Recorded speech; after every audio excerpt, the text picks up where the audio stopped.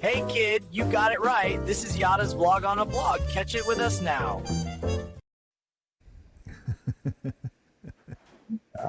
doesn't get better than having an introduction on the vlog on the blog by Wookie. Good morning, Kevin. How are you this fine morning? Morning. I'm doing well. Good. Great weather here in Missouri. What is the temperature in Missouri? We're 75 today. Wow. You know, we're not much warmer than that, even here in the Virgin Islands. I bet we're going to peak out at about 85 or 86 today. So it's a little nippy in the air.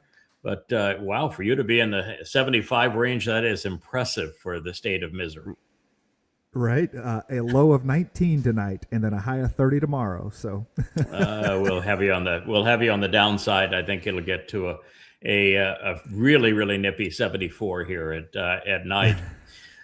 What we're doing here is our fourth edition of the vlog on the blog. It is an innovative idea. It is to combine what you witness if you go to YouTube, for example, and you will see ours and many other vlogs. We do between 1 and 2 hours of live streaming vlogging every day.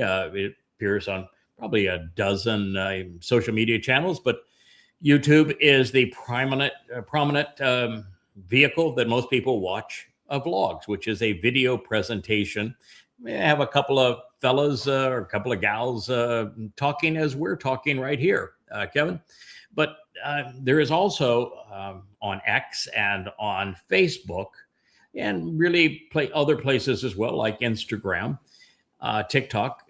They're driven far more by a blog, which is typically an image and some copy, not a lot of copy about that particular image because, well, people have lost the ability or interest in reading, and you get more than about 10 words into it and you've lost them.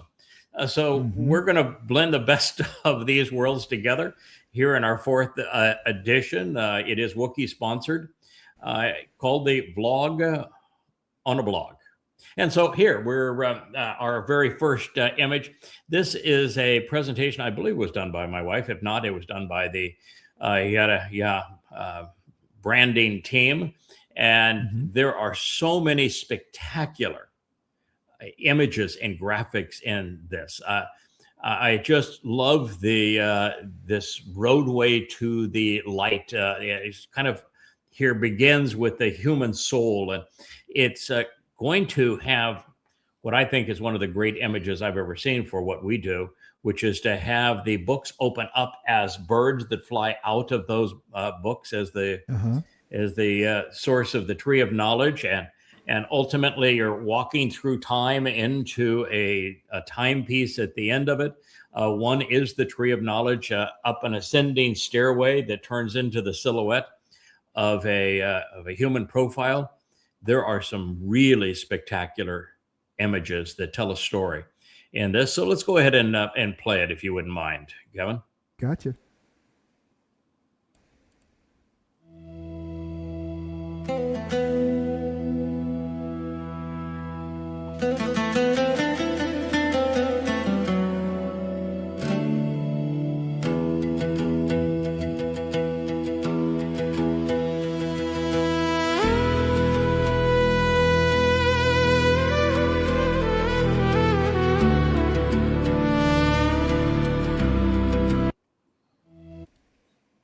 Pretty spectacular. One of the things that it's trying to convey is that, well, the universe is somewhere around 15 billion years old. And I know that they would like you to believe that it's 13.8 and they've measured it. They picked the wrong temperature for court confinement. And the Webb telescope is now demonstrating conclusively that the universe is older than what they had previously calculated, something I've said now for almost 20 years.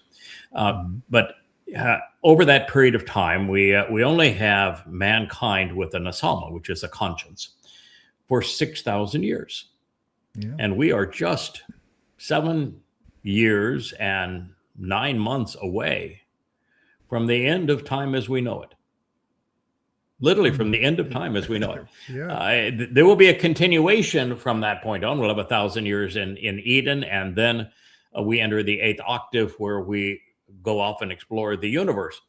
But that is not an expression of time as we currently know it, because quite frankly, time does not flow when you become energy. So when our souls are enveloped in light and energy, we will experience time in an entirely different way. So on the experience that we have now in this ordinary flow of time, up to the time that we are admitted to Gan Eden, and a lot of these pictures are trying to show you that. That's why the image goes to the garden here. This road leads to the garden. We're being invited back to Gan Eden on Sukah in 2033, year 6,000 Yah, October 7th. And so you've got, well, less than 8 years to come to understand who Yahweh is, what he is offering, what he expects in return. The best place to do that is here as part of the Yahowah vlog, or the vlog on the blog, or the blogs at our various social media outlets. But most importantly, go to yadayah.com, where you can read the 35 books that explain what God is offering to us and how to capitalize, because you're going to have to read diligently now to catch up, because there's just so little time remaining. So let's just play it one more time with all of that thought in place, and we'll move on to the next image. Gotcha.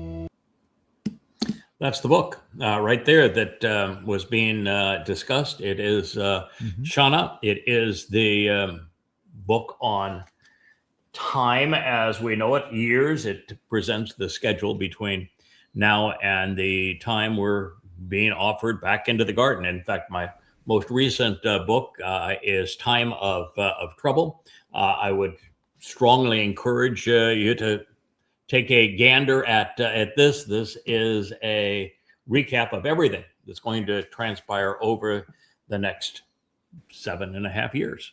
So no one will be caught news today, as you say. Pardon? Yes, tomorrow's news today. News today. Yeah, delivering tomorrow's news today. This is one of the services we are providing here on the vlog on the blog. I'll let you go to our next. Thank you.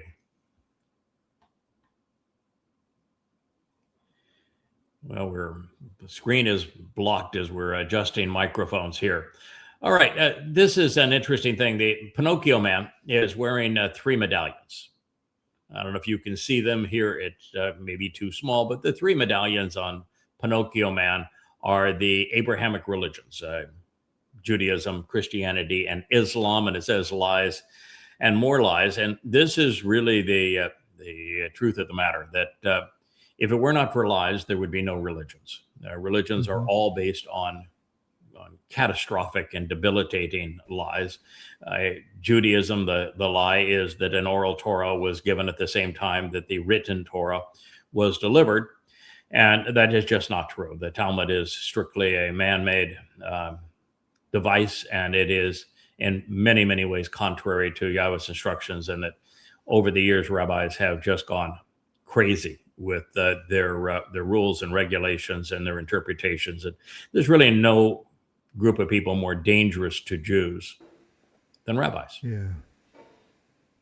And the sad thing is that if we're not for rabbis, there would be no Christianity or Islam. Rabbis trained Paul to cherry pick passages out of context, misrepresent them, twist them to his liking, and to lie to people, deceive them on that basis. That is the essence of Christianity.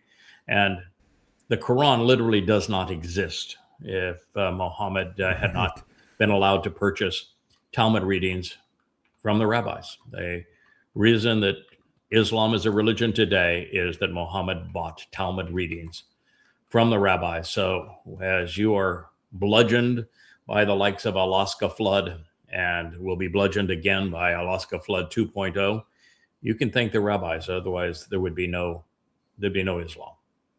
So it is a pile of lies. We are exceedingly anti-religious here, and that is because God despises religion. Yeah, this little puppet guy has his backup as well, politics and religion. So he's got the flags on his shoulder. So those things go hand in hand. You know, they want to talk about separation of. They do. It's God is also opposed to politics. In Samuel, he delineates the consequence of people, particularly his people, rejecting him and choosing to go the political ways of the Goyim when they chose Shaul, and they said specifically that we want a king in the same way that the Gentiles have one to rule over them. And Yahweh came up with the 12 points initially. It says, if you choose to go this way, these are the things that will happen to you forevermore, because you have chosen to reject me. And this is the thing that a human government scheme is going to deliver to you. And it's tragic. And we've seen that Yahweh was right. And for the most part, too, when you get into monarchies, as are prevalent throughout the Islamic world, what you find is they become criminal enterprises. They're personal estates. And that's what God said, is that people who are empowered are going to rob you of everything. They're going to tax you. They're going to take your produce, and they're going to take your sons, and they're going to deploy all of this as weapons of war to conquer other people and to ensure that you can't revolt against them. And they will then bribe and enter cadre of people as priests and as generals to support their confiscation of power, their ability to control you. It is a terrible thing, and God is absolutely opposed to religion and politics. And I remember the first time I read that translation of Shamuel. It was stunningly accurate about the taxation and giving it to his friends and sending your sons off to his wars. You know, it was like, wow. Yeah, it's exactly. That's where we find ourselves. And nobody ever talks about it. I mean, I think we may have been the first. And of course, you can't talk about it if you're a Christian, because Paul writes exactly the opposite. He says that the government of Rome is godly and it's standing up for you, and it was appointed by God, and you should submit to it. He's saying exactly the opposite. Render unto Caesar. Goodness. Yeah, render unto Caesar. He is saying the opposite of God's point of view. So the religion of Christianity is torn asunder by it. And of course, rabbinical Judaism is also torn asunder by it. So it's and of course Islam. Allah's decree is that whoever is the king over you, you must obey. You have no choice in the matter in Islam. So Yahweh's declaration through Shamuel is pertinent against these religions. Yeah, in fact, one of the the saddest thing of the whole thing is when Shamuel was trying to deal with the rejection of Yahweh's Towrah as the constitution for his people. And when they chose, instead of a shafat, a judge, to resolve disputes when the people had issues, Shamuel said, I have obviously failed. I'm very sorry, Yahweh. It's my mistake. I apologize. I don't know what happened, but clearly I failed. And Yahweh said, no, you didn't fail. They didn't reject you. They rejected me. That's, I guess, one of the reasons that Jews don't like to consider Shamuel. The declaration of Yahweh against politics and against religion throughout is that God says, no, they're rejecting me. Yeah, but they rejected Moshe, and God says, yeah, they're rejecting me. Not a good idea. He happens to be God. Yeah. So it's really tough to find an alternative to God. Now that's your home right there, isn't it? That's Yahowah Blue Channel. Yeah, I lost video for a second. Yes, we do. You are frozen. We still have audio, but we can't get any movement. Okay, we'll take it a moment. I'll just keep on yabbering while you've got that. But we've recently rebranded all of our Yahowah YouTube sites. We have red, we have blue, I think we have purple as well. So we have a number of sites on YouTube, and this is one of them. And we made the announcement of this program on it. We're still trying to figure out why we lost audio out there in the hinterlands. While we're doing that, I do want to send some well wishes to a dear friend of mine. He is going for his first radiation treatment for the Big C today. It's going to be, I'm sure, a very unpleasant experience, but he has been a trooper through all of this. Amazing attitude, amazing character, amazing fortitude. A great man that's going to experience the first of, I think it's almost 40 of these treatments over the next 2 months. So it's going to be a rough day for our good friend Kirk. And we send him all of our best wishes. All right. So here we have you back, Kevin. We have audio too for you. So. Okay. I think so. E = MC² is of course something that this is the good and bad of it. E = MC² is something that had a profound effect on my ability to understand not only who Yahweh is and what he's offering, but what we will be like going forward. And this is the realization that destroys the myths of Christianity and Islam. And of course, that lower number, even in Arabic numerals, as they call them, they're actually Hebrew. The letter shapes are all from the third iteration of the Hebrew alphabet, circa the transition from right around 400 to 500 BCE. Anyway, the reason this is important: energy equals matter, mass, times the square of the speed of light. And the reason this matters to us is that what it says with that equal sign there is that energy and matter are the same thing. They're equivalent. It's just that energy is far greater than matter, because you have to multiply matter by the square of the speed of light, which is a energy, of course. As you know, light is energy, but that means that matter is simply a lesser form of energy.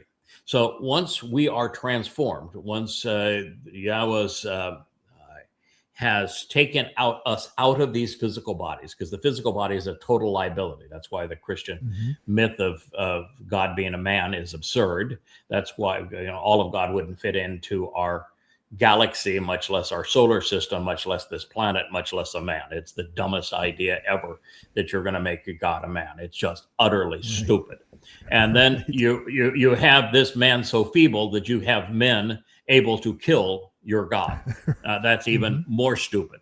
But then your solution for that is a bodily resurrection, which is dumber still, because what you want to get rid of is these bodies. For you to exist outside the constraints of time, for you to get off this planet and be able to explore and do anything, for you to enter God's presence, you have to get rid of these bodies, and your soul has to be enveloped in energy. And so you think about God constantly telling us through the benefit of Bokurim and then shabuw'ah that we get a double-fold increase in a 10 times, not at 10 times, 10 to the magnitude of 10 power increase in enrichment and energy and power and capability as a result of these harvests. So he's feeding us into Einstein's formula that as an energy light-based being with our souls enveloped in light and energy, we're going to be beyond comprehension enriched, empowered, enabled, enlightened as a result of this. And it also means that going forward, when we want to gather around a campfire and celebrate one of the Mow'ed Miqra'ey, or just sing songs and enjoy one another's company, or go off exploring on a planet someplace, we will be able to transition some of our vast amount of energy into matter again to explore within the construct of time and be able to enjoy these things, to have a mouth that can express sounds and eyes that can see light and ears that can perceive all of this. We'll be able to do that and to go back and forth between the two. It provides an understanding of what God is offering that so vastly exceeds what the religious perceive. And it's the exact opposite, of course, of what the religious are perceiving. Then at the bottom, what you have is that a jihadi man who murders for Allah is evidently rewarded with the 72 virgins. Now, by the way, there isn't a single Quran statement or a hadith that equates 1 to 72. Not one. What they all say is that a jihadi terrorist, which would be a good Muslim who goes off and follows Allah's order to kill, if he dies, then he goes to Allah's paradise where there are multiple virgins, both boys and girls, virgins, not boys for girls, boys for boys, and girls for boys that are perpetual virgins. Now, to believe that there is a God who is ordering you to die, murdering others, who is going to reward you with constant sex with perpetual virgins, you have to be about as smart, well, as a slug. I mean, this is right. This is turnip level of intelligence for you to be a Muslim and believe that rot. But you go back to the top guy, that Jewish fellow there, Einstein. He had it right. Energy and matter are the same things, just different amounts of the same thing. And this is the equation that unleashes our potential going forward that Yahowah is keen on discussing and offering through his Mow'ed Miqra'ey. It's why there's why he presents himself as fire. It's why there's fires that we're encouraged to approach during the Mow'ed Miqra'ey. Yeah, I think it's the failing of folks so focused on a three-dimensional, bodily existence, not keeping your eyes on what comes after, that it's so much more that a body won't matter. I mean, the greatest thing you can think of for your forever is unlimited sex. I mean, that's the greatest, the peak of what you can think of for what you want to do for all of time is sex. You know, when I think those of us that are a little higher brow, I guess, are what, you know, we're getting out of the body. I don't want the hormones that go with the body. I don't want the things that go, you know, so I can go do what comes next. A focus on what's beyond this, you know, and it's beyond all of that. Yeah. Certainly, I've got nothing against sex. I think it's highly recommended, but it isn't the epitome of all things. It is a wonderful expression of love. But virgins are conquering virgins, and a regular supply of virgins that are there for you to control isn't an expression of love. It's not even sex. Right. It's the oppression of women by men being promised eternally, and of course, it's just stupid. The better realization is that with all of the talk of Elon Musk and us becoming a multiplanetary species, never going to happen. It's absolutely impossible. And there's lots of reasons for that. The earth was specifically created such that it was conducive as a protective enclosure for life. And it is the only place that we have ever seen that is so designed. And because of the vast distances that are involved and the toxic nature of something outside of the magnetic shield of this planet and the atmosphere of this planet and the perfect gravity and temperature and all of those kinds of things in the atmosphere, we are never leaving this planet to live anywhere else. We are never going to send men to live on Mars. We could, as a stunt, send men to die on Mars, and die they will, but we are never going to send somebody to live on Mars and come back to Earth. Never going to happen. And it's flat out impossible. And the same thing is even true on the moon. And the moon's only 3 days away at our current speeds, but no one's going to live on the moon. It's way too toxic to live on the moon. And there's no purpose in it. If you want to have something that's sheltered from a nuclear war, dig a damn hole in the ground. And, then the gravity and everything else is conducive for you. You got water, you got oxygen, you can make it go. But the next star, the fastest we have ever traveled in a human device, not even with men aboard, just with a robotic device, it would take 70,000 years. 70,000 years to get to the nearest star. Right. Humans are never going to visit the next star. And the next star is, they're red dwarfs. It's a trilogy of stars that kind of dance around each other. Alpha Centauri, Proxima Centauri. And they're red dwarfs. They're way too volatile and too underpowered as stars to have a planet around them that is conducive to life. So you're just never going to get there, ever.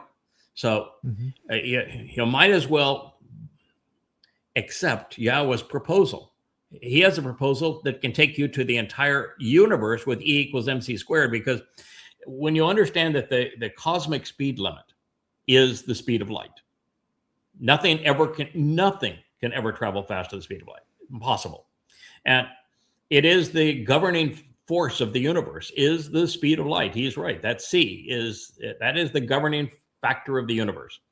And there is no warping it. There's no wormholes. You're not going through a black hole and coming out the other side. It's just utterly stupid. It's the stuff, you might as well be religious if you're going to believe that kind of stuff. But the beauty of travel through the universe, when we become enveloped in that E energy, is that, do you know how long it would take for us to go the 45, let's just say that with the edge of the known universe would be approximately 45 billion light years from wherever you are, because that's really all we can perceive. But how long would it take you to get there? No time at all. No time at all. Yeah, a photon of light experiences the same moment that it left that star. It is still in that moment when it reaches us, 40 billion light years thereafter, or in the case of the universe as we're proclaiming it, 13 to 15 billion light years thereafter. It's right. So speed is time, is distance over time. And if time simply exists, then you can travel any distance in no time. And so that's the only way we're going to be able to get anywhere. And as energy, then we can survive in any environment and don't need the bulk of a spaceship, which can never be accelerated to the speed of light. Even as you approximate the speed of light, first of all, just a stray hydrogen atom would destroy it. It'd be like a nuclear bomb when you hit it. But it would take infinite energy to accelerate you to the speed of light. It would take more energy than is in the entire universe to accelerate a physical entity to that speed. So it's part of the issue of also going to Mars to carry the fuel that is necessary to take a spacecraft that is properly loaded with return fuel, for example, and enough water for 3 years, enough food for 3 years, and a protective habitat for 3 years, and backups of everything else. I mean, you'd have to send probably 300 spacecraft to Mars, and 3 years in advance of us actually trying to go there, you'd have to send like 300 spacecraft to Mars with nuclear power plants, solar power plants, batteries, distribution systems, a tool shop, a whole greenhouse kinds of environments, fuel manufacturing plants, water And their manufacturing backups. plants, oxygen manufacturing plants, backup for 2 or 3 backups for all of them, because you don't have even 15 minutes to repair one if one breaks, and it's part of what your survival is based on. Return spacecraft, all of this kind of stuff, habitats for people, transportation devices, shelters for solar flares, something to either to dig holes in the ground where you could actually live for short periods of time, or some kind of a manufacturing system that takes the soil, which, by the way, is exceedingly toxic, so the soil will kill you. But let's just pretend that they solve that problem, which I don't think is solvable, and you could make a mud hut if you could get water and out of all of this. Yeah, it just you're dealing with absurdities. So it isn't going to happen. And so the only reason it's being hyped by Elon Musk is he's got nothing else. He's really got nothing else. This is Tesla has gone like this, and it's like this. And Tesla reached its like this because it received some $30 billion worth of grants and contracts and benefits from the U.S. government and state governments. And Tesla's lost its market share and everything else. And the fact is that SpaceX got nowhere to go. There's no value in establishing an outpost on the moon, and we're never going to live on Mars. So, and if he wants to talk about multiplanetary, he sure as hell not going to Venus or Jupiter. So, right, yeah. Sorry, it's so I'd try Mercury. There. That'd be fun, right? I might as well live on the sun. Burn up.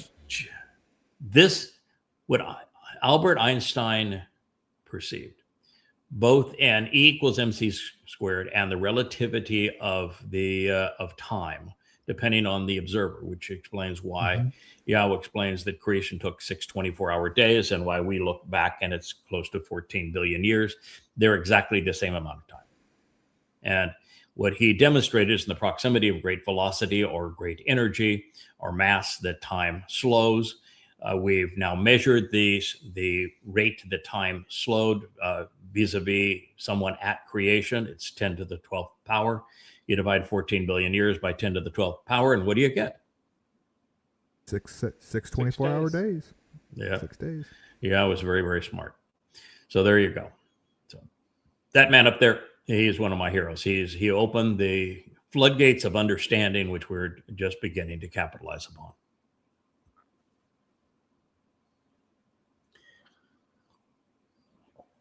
So why do you think, Kevin, that I have posted something on Greenland? Greenland? Yep, that's Greenland right there. Yeah, it's the 51st state. That's the dumpster. That is correct. We have forgotten because of all of the utter stupidity of Donald Trump. I mean, blockading Venezuela and his continued disastrous flip-flops regarding Ukraine and Russia, his ICE Gestapo harassing Hispanics, his total violation of the U.S. Constitution. We have this tendency to forget his initial idiocy. But if you recall, there were 3 candidates that he was certain, absolutely he was certain. He had told us it's going to happen, that we're going to have 3 51st states. He's never been very good at math. That would be the first 51st, 52nd, and 53rd. And within Canada, I think it would be 8 or 9 by itself. But nonetheless, that math was never his strong suit. So one of his professors thinks he's the dumbest student I ever had. He was a C and D student. But I think his mother said the same thing. Yeah, mother said the same thing. Well, his, I'm going to save you 1,500% on prescription drugs. Yeah, that would be that's Trumpian. Yeah, he is the guy that says that we have all of this benefit now the government has raised and tariffs that we're going to be able to reduce taxes. A tariff is a tax, pal. Okay, so the reason I have this up is that he promised that Greenland was going to be the 51st state. didn't he? Mm-hmm. Then he said that Canada is going to be the 51st state, didn't he? Mm-hmm. Then he said that Panama is going to be the 51st state, didn't he? Do you see any movement in any one of those three countries to jump at the opportunity to be a vassal of Donald J. Trump? Aren't the Qataris going to sponsor a Trump Tower in all these places? I think so. And then didn't he say that he's going to turn Gaza into resorts? Yeah. Oh, yeah. I remember that. Yeah. It'll be nice. We just have a tendency to forget how we've had a year of insanity with Trump, and it's his survival mechanism is to be so mean, so vicious that people cower and they're afraid to criticize him. And it's one episode of chaos after another, so that today's chaos is such that you forget about yesterday's chaos. So, the other day when he recognized that Russia has trumped him, and Russia and China have both trumped him in Venezuela. You can't invade Venezuela without China saying, "Okay, you want to take our economic partner that we've invested $75 billion in because you rejected them. You want to, and we have a multi-year deal with them on oil. You want to take them away from us, then we're just not going to ship you any more products. So you're out of computers, you're out of electronics, you're out of all of the things that you need to manufacture the few products you still manufacture in the United States, and we're not going to send you any more rare earths, which means your military comes crashing to a halt. You're just done. And by the way, we're going to sell our T-bills, which means you'll be in default and bankrupt in about 15 minutes. So set your timer for that. So you do that, and China says it's game, set, match, it's over. And while all this was happening, the United States was trying to destroy Russia through Venezuela, through Ukraine. Then Russia said, "Okay, we played this game before, but maybe you don't remember." And so they sent all manner of hypersonic missiles into Venezuela, where they're focused on American ships and American cities. You want to invade Venezuela, big boy? Step right up. This is the consequence of it. And so since he's stymied there and just having the boys bob up and down, and I never knew that a aircraft carrier was actually a speedboat eradication service, so that we can go and bomb. We can go and bomb speedboats. What he did is he bombed Nigeria, because he could get by with bombing Nigeria, and he had a ready excuse. Oh man, ISIS is killing Christians in Nigeria. Is there any ISIS in Nigeria? No, they're all. What is the Islamic terrorist group called in Nigeria that has been tormenting little girls and Christians for the last 30 years? You know the name? Boko Haram. Boko Haram. Boko Haram is the name of that. So if I know it, why doesn't he know it? He's the president of the damn United States. I didn't decide I'm going to go fly planes and to go bomb people. ISIS was created by the United States. It's the product of the Awakening program from Petraeus and Bush and the U.S. military. We created the Islamic State. So you ought to know it. And Jolani is the head of the Islamic State. And buddy, handsome guy, but fighter. Love this guy. I give him a new bottle of cologne when he comes to the White House. Yep. So you ought to know who the Islamic State is. You sponsored them. And Boko Haram is the killer organization in Nigeria. But guess what? He didn't bomb Nigeria because of ISIS or Boko Haram or Muslims killing Christians or anything of that. You know why I picked on Nigeria? The day that he announced that he was going to bomb Nigeria, what did the Nigerians announce just hours before? Oh, probably oil. They were gonna. Close. Gold, Petrodollar. That they were going to accept currencies in addition to the dollar for the sale of oil. And this is the reason that the United States bombed Nigeria. We are so frantic to maintain the petrodollar status that we will destroy any country. Let me give you a great example of that.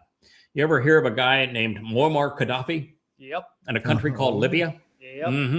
Well, you know why Libya was bombed into the Stone Age by the United States, and why now it is a completely failed country where the only product that they're actually have figured out a way to economize is slave trade, women as slaves. Why is Libya in that condition?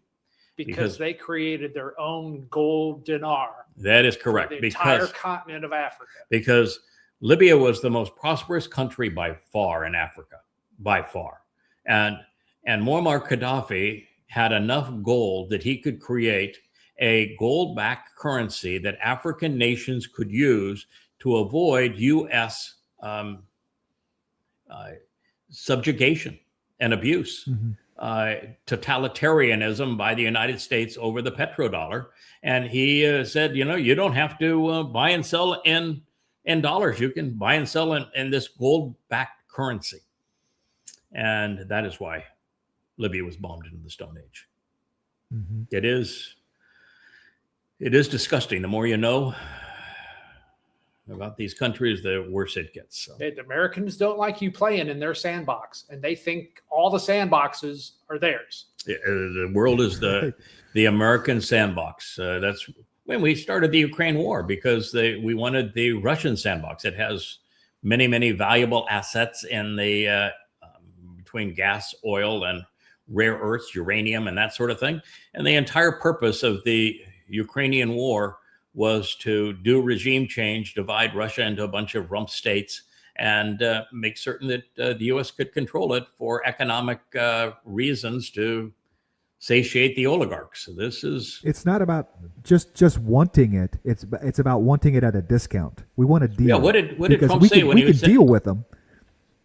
Yeah, when Trump put the blockade around Venezuela and started playing pirate with now 3 tankers, didn't he say we're taking our oil back? Our yes, oil. Yeah. So it's the U.S. is claiming that the world is theirs to plunder. It's like we're going back to Muhammad and Allah. This is the ugliest face on the planet. Maybe the dumbest woman on the planet. Maybe the most vile, representing the most disgusting institution on the planet. And if you could go up there too and open my comments there, it's a little bit blurry, but I would. I guess it's another one maybe that I may have done this on, but it is my view that the UN is the now as useless as the CIA, as the NSA, as counterproductive as MI6 is. It's become a totally reprehensible organization, maneuvering behind the scenes to control and plunder the world, particularly if they can destroy Israel. I had a friend of mine the other day. I was having dinner, and they were applauding the prophetic announcement of a terrorist state carved out of Israel. And I said, you don't ever utter that in my presence, and you should be ashamed that you even said it. But that is the principal goal of the UN, is to obliterate the state of Israel that they had a hand not in creating, but reestablishing after the Holocaust, because the British did such a disgusting job with the Balfour Declaration and reneging on every promise. And the Muslims were so vicious towards Israel.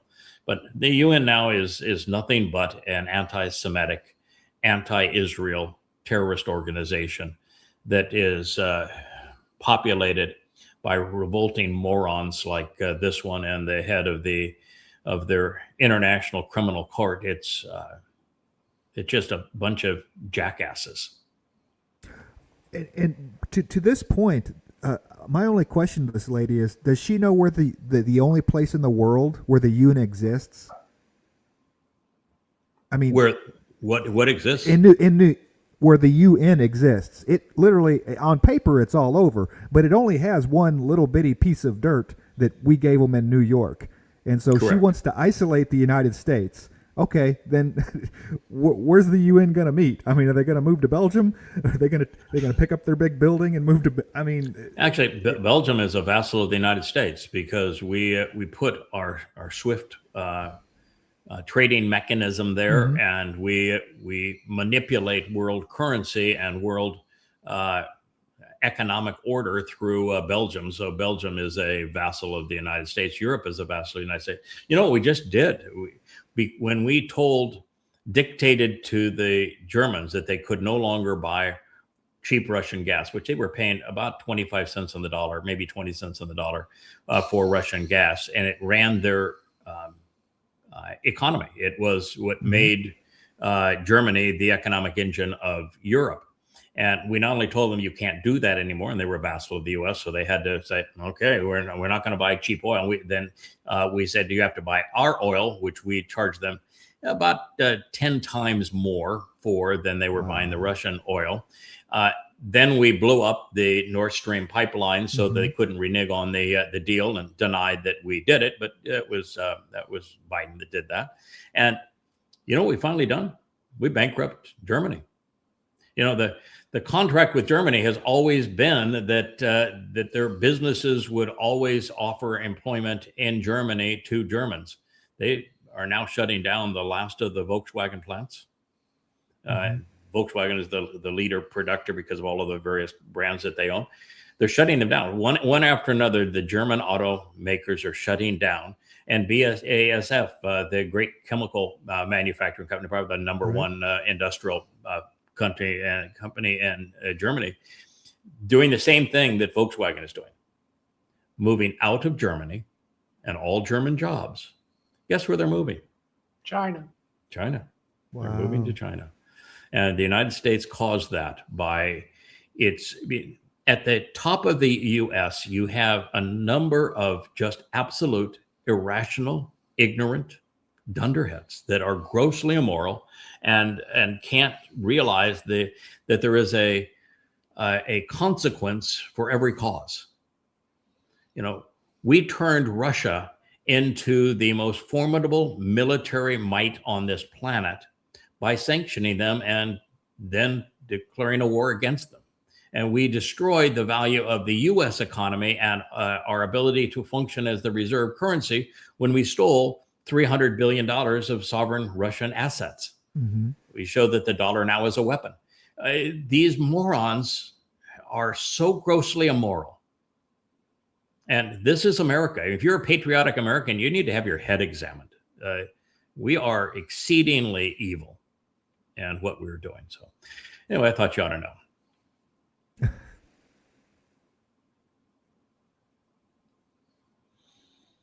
I happen to like this image. I think this is one our good friend Matt is created on this particular case. But it is true that the books of Yahowah, like this, the books of Yahowah have become the tree of knowledge. It is something that Yahweh knew was going to exist 6,000 years ago. He wrote of it.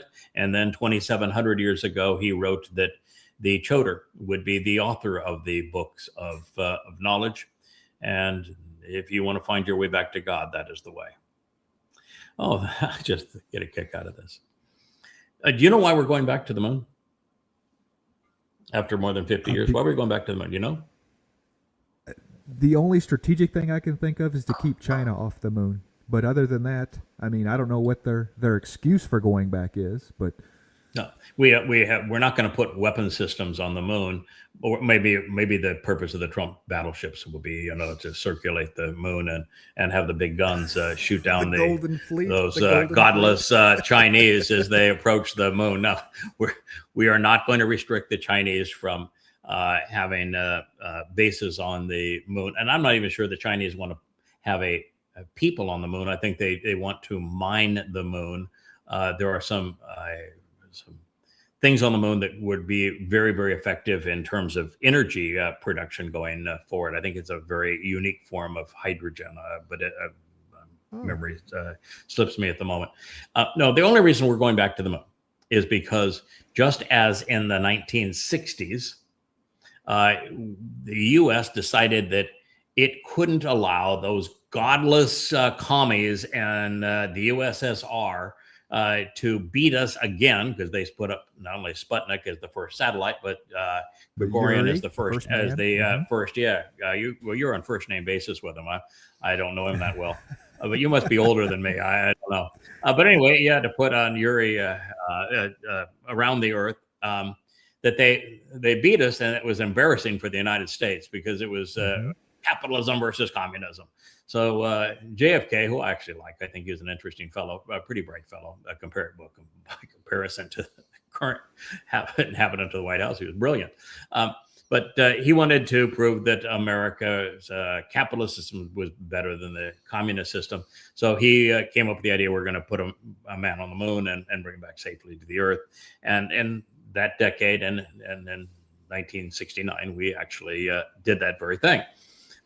And then we went back like 7 more times, and people just go, right. What is the point of this? It got so boring that one of the guys brought a golf club. Probably the dumbest thing he probably could have done, but brought a golf club up to the moon. I like golf, but I'm not paying for a round on the moon. And so we just said 50 some odd years ago, that's enough. That's a waste of time. And there wasn't any purpose other than for us to brag. Boy, we're great. That was it. Bragging rights. It's like saying, okay, we have to go climb Everest because it's there. Okay, the moon is there. Let's go put footsteps on it. But what do we get for those footsteps? Nothing. Yeah. And now it's the Chinese. The Chinese have a really robust space program now. The Chinese are beating us in every possible way. And the Chinese are going to beat us even in this case. They know exactly what they're trying to do with the moon.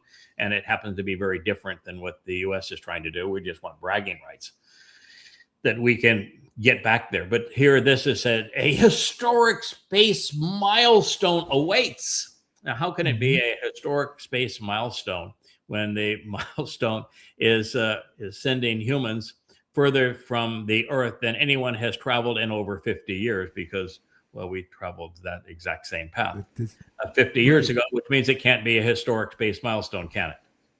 No. Maybe AI was deployed to write the headline. Right.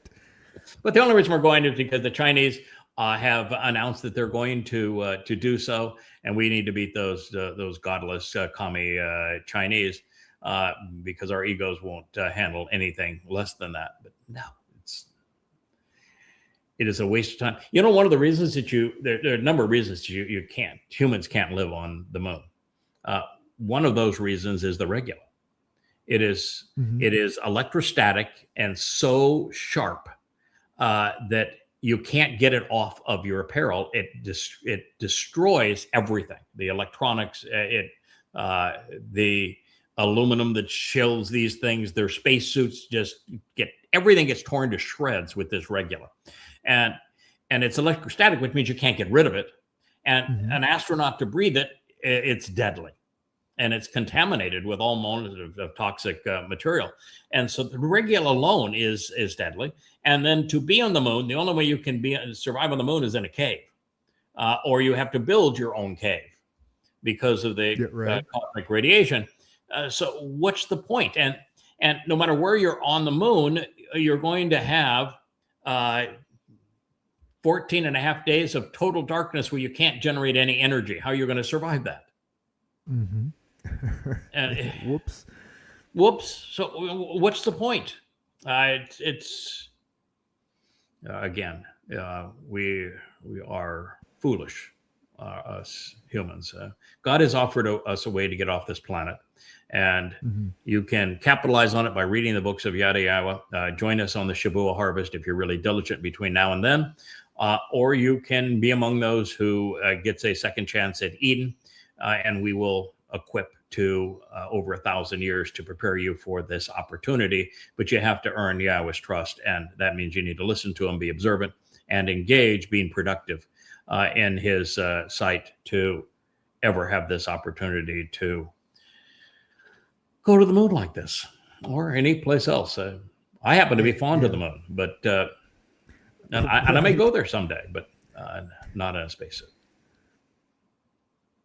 No, no. There's a like you said. I think that when you see everything that the universe has to offer, that our own little rock right outside our Hmm. own backyard is okay. Yep, I was here, and then you move on. You know. You know, this is going to be home base for us for, I think, actually, um, many, many hundreds of billions of years.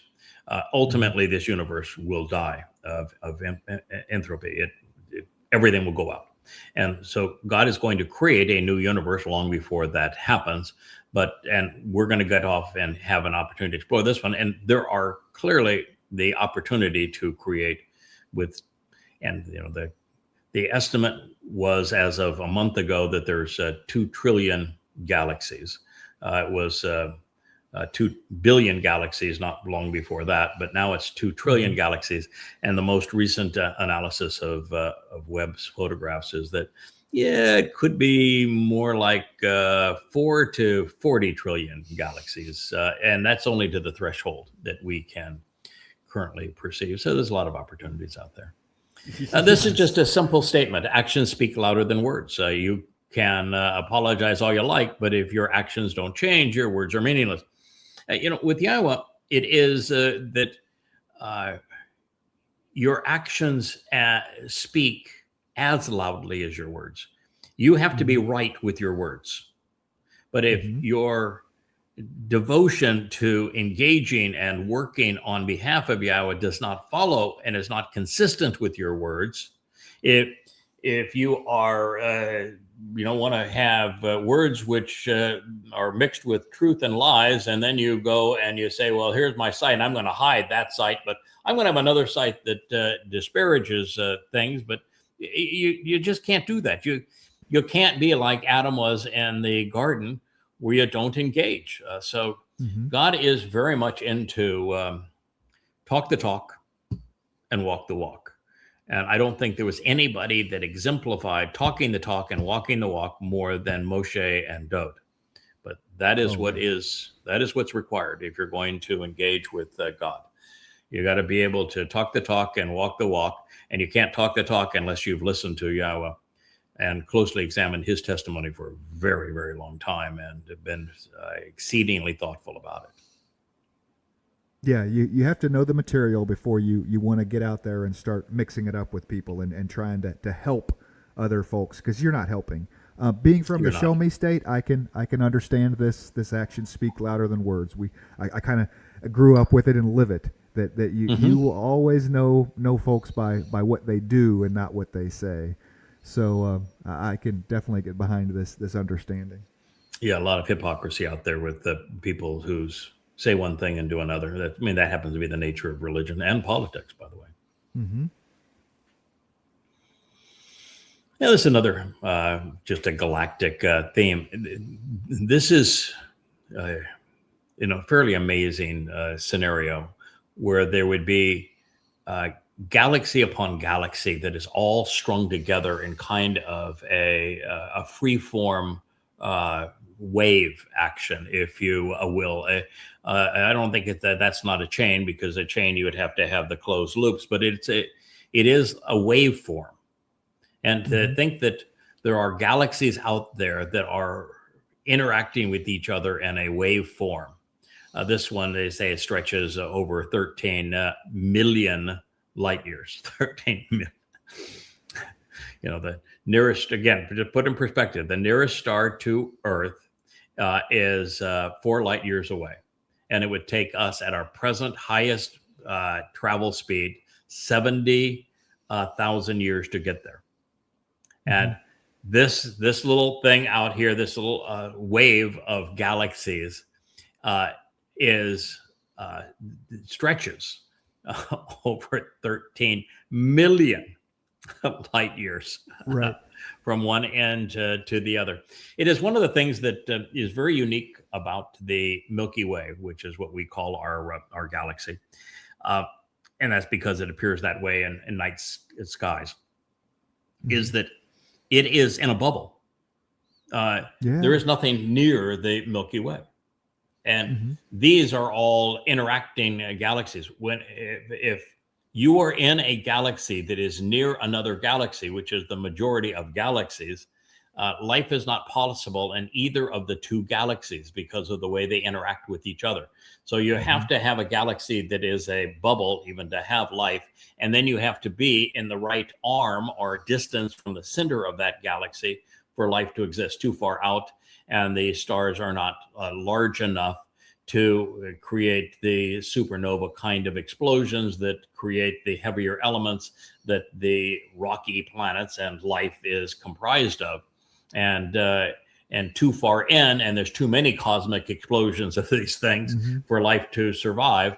But the same thing is true even with interacting galaxies. So we are in a very unique situation with the Milky Way being distant from other galaxies. It's in a bubble, and we're in the perfect distance from the center of the Milky Way galaxy, but not too far out for life to exist. And we happen to just be lucky, and we got the perfect size and nature of the sun. We're neither red nor blue, but yellow, and the middle size, and life can function around those.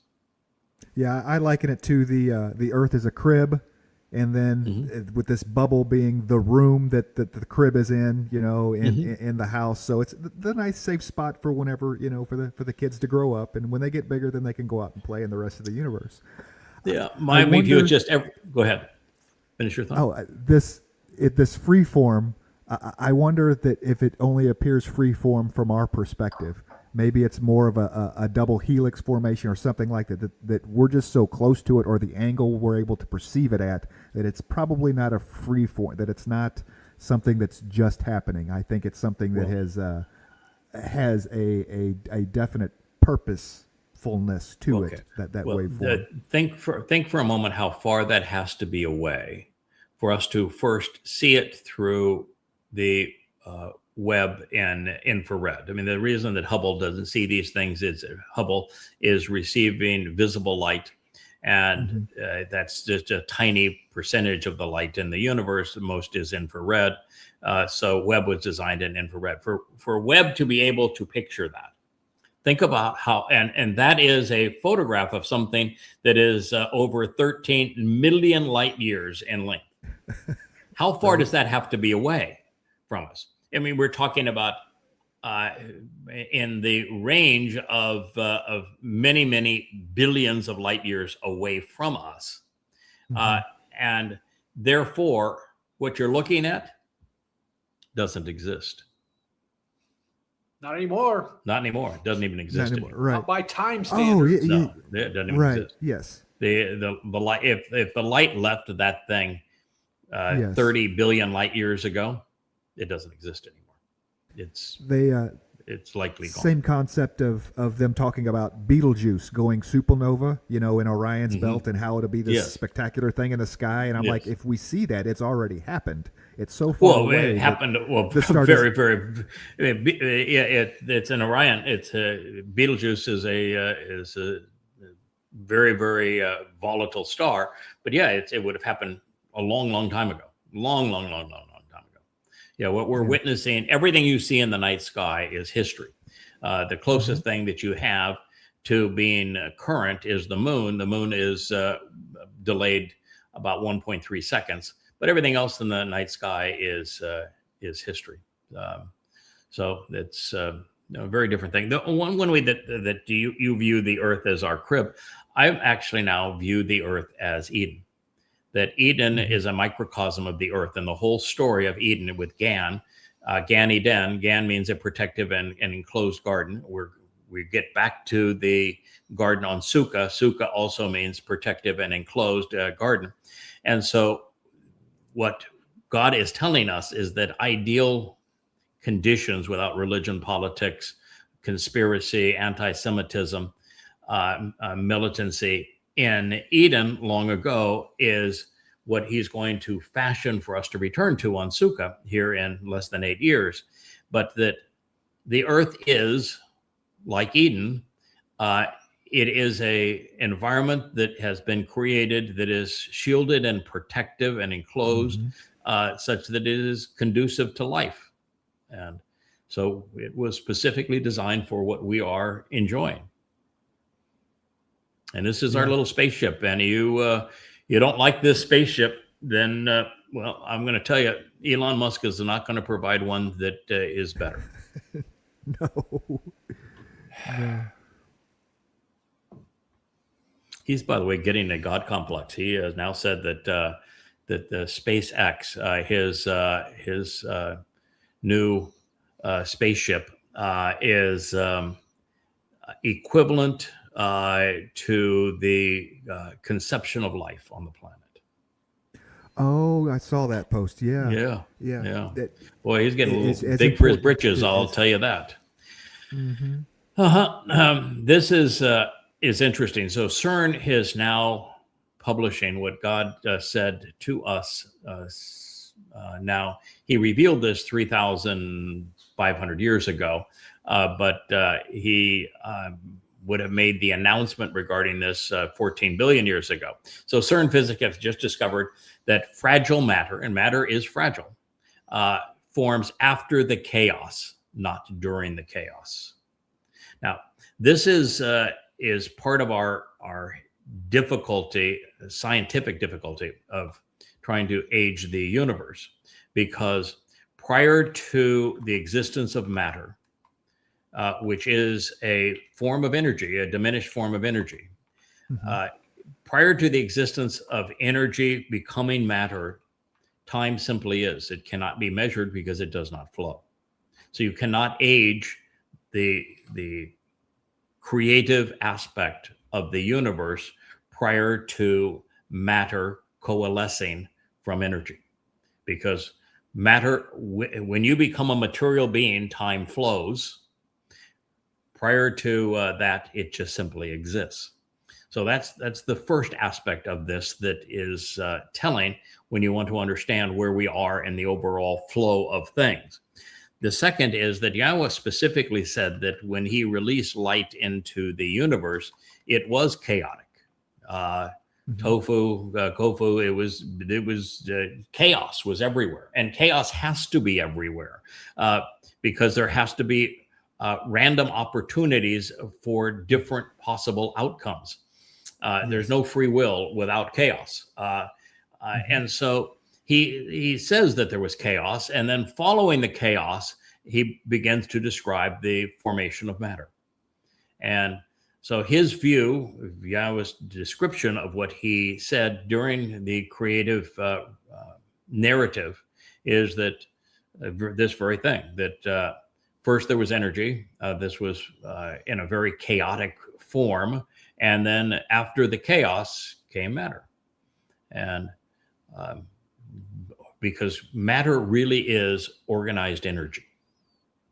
Matter is organized energy. It's a different form. It's energy in a different state.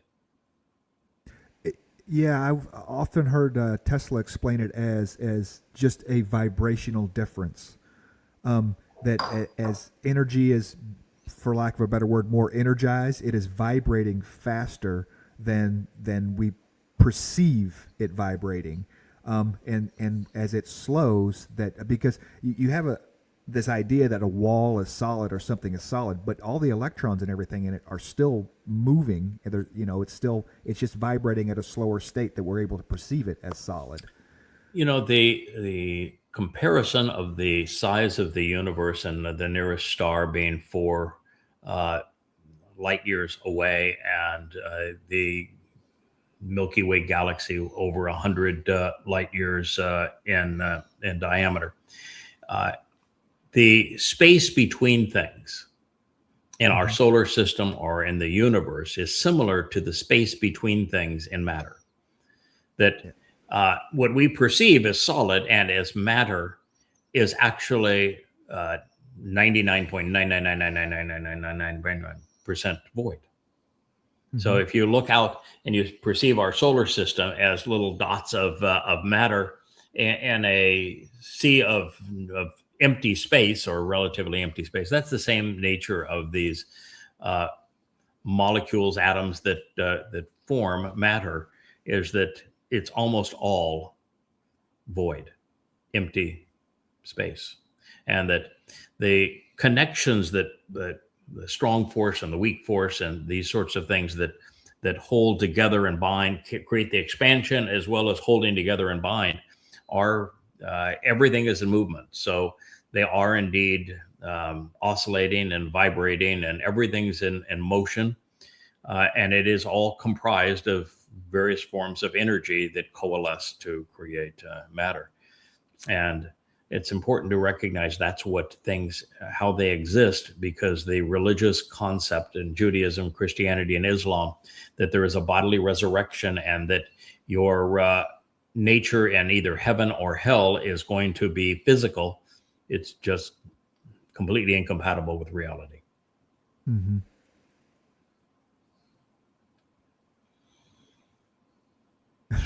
Say no, flipper. I'm suggesting here that the blowfish is the gateway drug for the dolphins. Yeah, I don't know how many people know this, but it is true. Dolphins are really a lot of fun. I've swum with dolphins in the Florida facilities where they have dolphins that you can ride and play with for hours on end, and you pay for the experience to be 2 or 3 people, a family, playing with dolphins for an hour. And I've done that, and that was really fun. But the thing that I've done with dolphins that is even more fun is I've gone off. Sometimes you see Buck Island when we're doing the ocean studio out there. Gone out to Buck Island and Cara, which was our yacht, which we've subsequently sold. But when we went out there, many times when we were out there, there would be a pod of dolphins.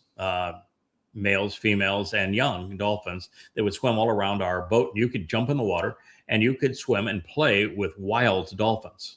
And they are really inquisitive. They're fun to be around. They're come up right to you and allow you to touch them. And they want to play. They want the interaction.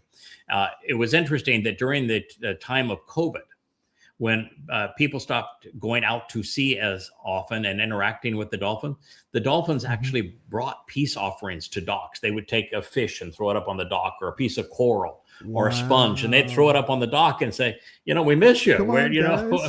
Let's have some interaction.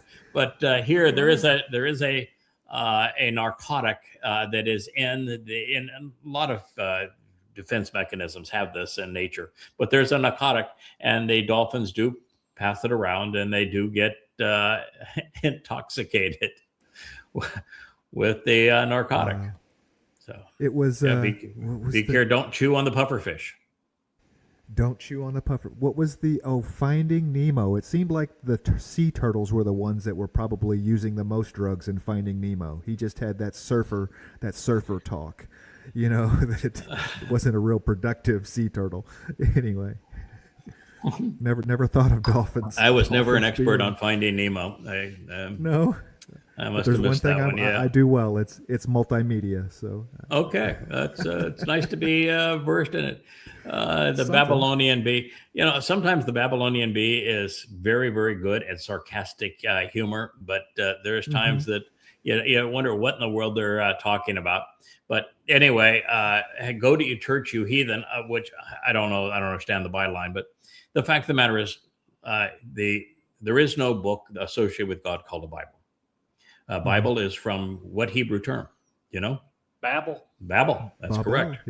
Yeah, Babel. It means with the Lord. The Lord is Satan. Babel is the Hebrew word for Babylon, which God tells you to leave. Which ought to be a good clue. And it means to intermix and to commingle truth and lies, religion and politics, that sort of thing, to confuse and confound. So Bible is a really, really, really bad term, particularly when you take books that don't belong, like the New Testament and the books that were satanically inspired that are still associated with the books that God actually inspired. Very bad thing, very bad title. So God does not have a Bible. If you're using the term Bible, you are confused and you're confounded. And holy, do you know what word? That's also a Hebrew word. Do you know what it's based on? Choli. Chole means to be diseased, to be infirmed. So it means to be sickened by Holy Bible. It means to be sickened by the intermixing and commingling of that which confuses and confounds. So dear to my chest, no, that is exactly the opposite of what God wants. God has a Torah, and the Torah, which means teaching and guidance, permeates his prophets. The Torah is prophetic, and the prophets contain Torah. So he has a singular message conveyed through the Torah and prophets. And he never uses the term scripture, which is Latin based.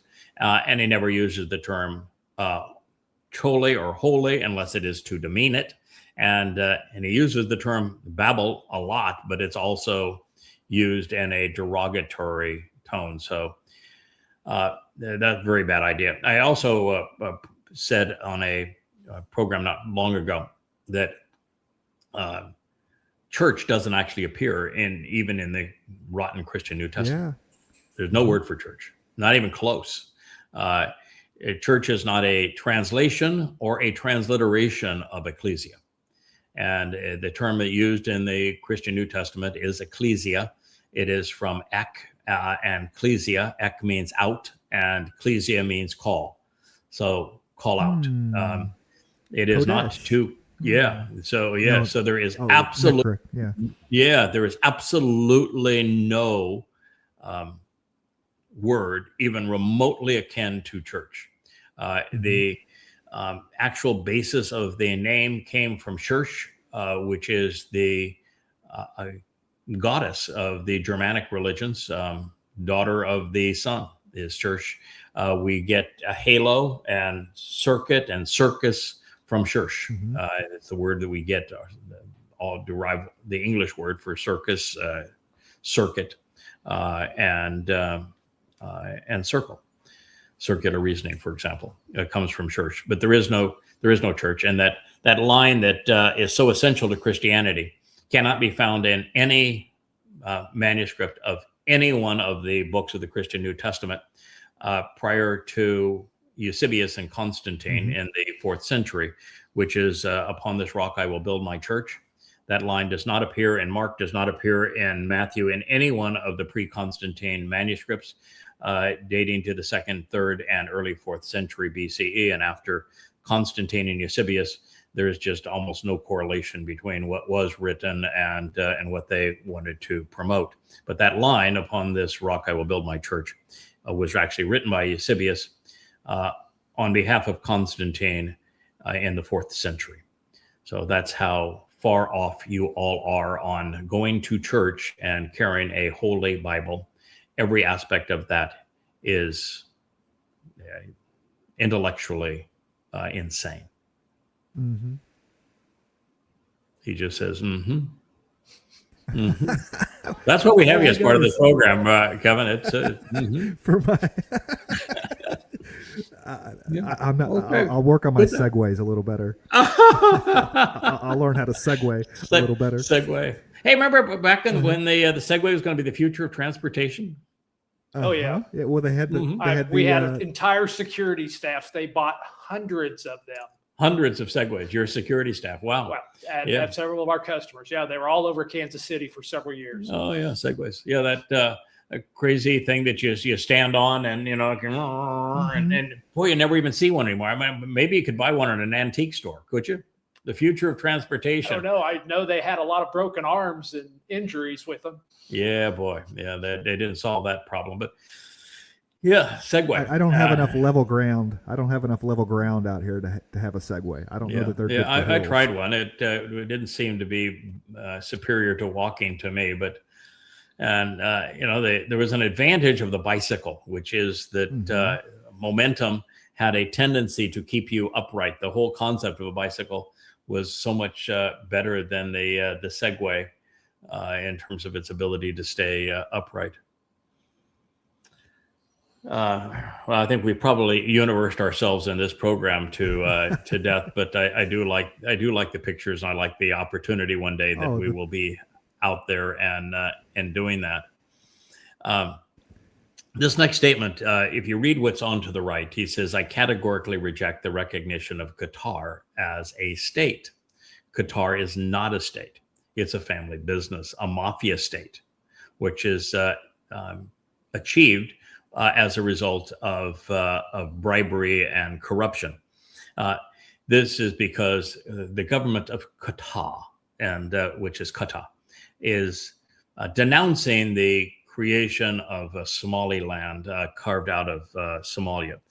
First of all, Israel was thus far, I think, the only nation that has recognized Somaliland carved out of Somalia. While Israel shouldn't be in the business of recognizing Goyim political enterprises, particularly those of a Muslim persuasion, and that is really, it shows that Israel still doesn't pay any attention to what Yahowah instructed them to do pursuant to the ways, political and religious ways of the Goyim. But the fact is that Somalia is like the Sudan. You can't screw that up. I mean, there you get to a point where things are so bad that you can't make them worse. I mean, we figured out how to make Libya worse. We figured out how to make Iraq work. We figured out how to make Afghanistan worse. We figured out a way to make Syria work. We figured out a way to make Ukraine worse. We figured out a way to make Vietnam worse. The United States is really good at making somewhat bad situations and sometimes really bad situations much, much worse. We're good at that. Indeed. But you can reach, there is a bottom to this. Somalia and Sudan, right? They are the example. They are the exemplar of, it just doesn't get worse than that. Aren't they like the lowest IQ on the African continent? No, I actually think that's on the west side, but there are Islamic countries in Africa where the average IQ is about 45 to 50. Wow. And so, I mean, that's half of wit. You're not even a half tard at that point, at that kind of an IQ level. But yes, there are 45s to 50s. And Somalia happens to, well, you just look at the Somalians in Minnesota or the Ilar Omar of Somalia being in Congress. I mean, they're half-wits. I guess that is a half-wit if you're 50 IQ, right? With 100 being used to be normal. I don't think 100 IQ is normal anymore. I think it's probably in the 85 range would be more normal today because what we've done to corrupt people's thinking. But what he is saying is that that when Qatar says, I denounce your recognition of Somaliland, and again, I would make the point that there is nothing you could do that would be worse than Somalia as it is. And so if you have a breakaway state, no matter how corrupt it is, it can't be worse than Somalia. Now, but the issue here is something that very few people have recognized. I've said it now, back in the Shattering Myths days when I had IQ Al-Rasuli as my guest on those programs, and which IQ Al-Rasuli means I am the thinking messenger, because Rasuli is the Arabic word for messenger. Muhammad claimed to be the Rasuli of Allah. And IQ means I'm a thinking messenger as opposed to a illiterate, dumb-witted messenger as was Muhammad. But IQ Al-Rasuli was my regular guest on that syndicated program called Shattering Myths. And on it, I would always refer to Islam as a criminal enterprise.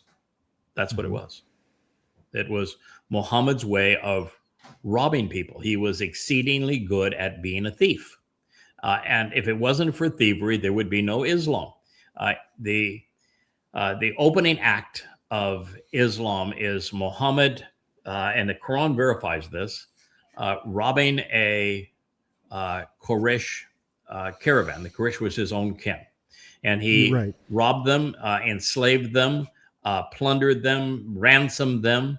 But it was a vicious attack at Badr. The Quran's 8th surah is all about it. It's called Stealing is Legal and Good, is the name of the surah. It makes stealing an integral part of Islam, and it validates killing, and it makes killing an integral part of Islam. In fact, the 8th surah says that there's only two types of Muslims: those who have died killing for Allah, and those who will die killing for Allah.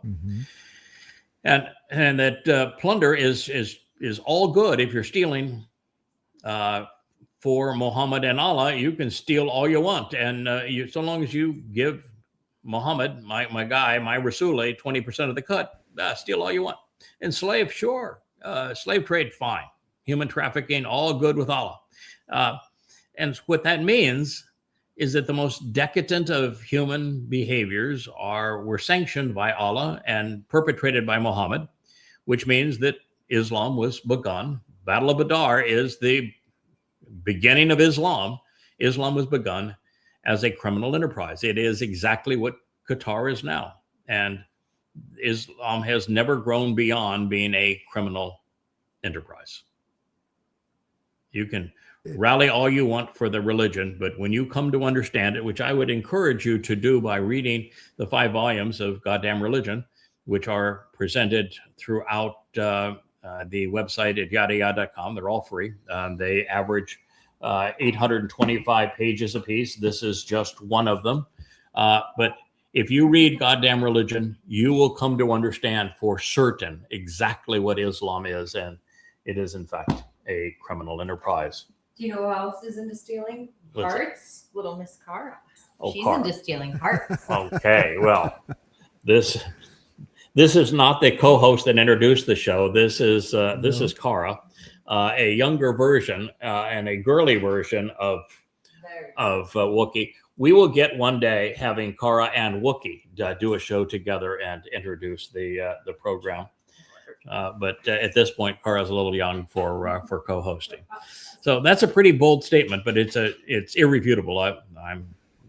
No one has ever refuted anything in Goddamn Religion. The 5 volumes of it, 4,200 pages of evidence, all brought out of the Islamic scriptures.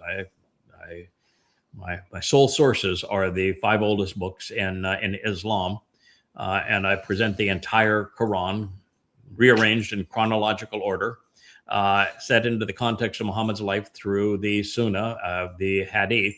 The book is irrefutable because if you were to try to challenge anything in the book, you're undermining the credibility of the Quran and Hadith, and that's all there is to Islam.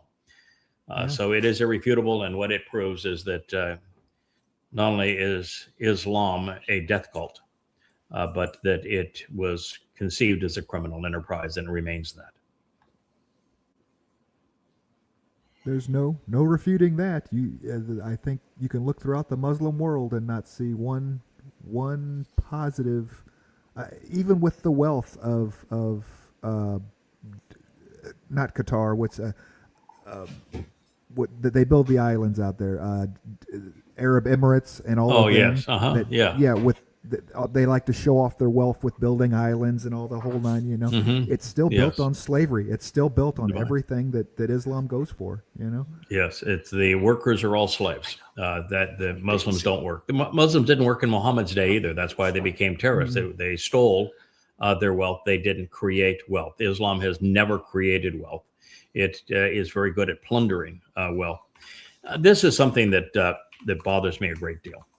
There are so many, and it's now the shrill voice of the Candace Owens and the Nick Fuentes and Tucker Ridiculousson screaming that the United States is funding Israel and they shouldn't be funding Israel. America first, death to the Jews.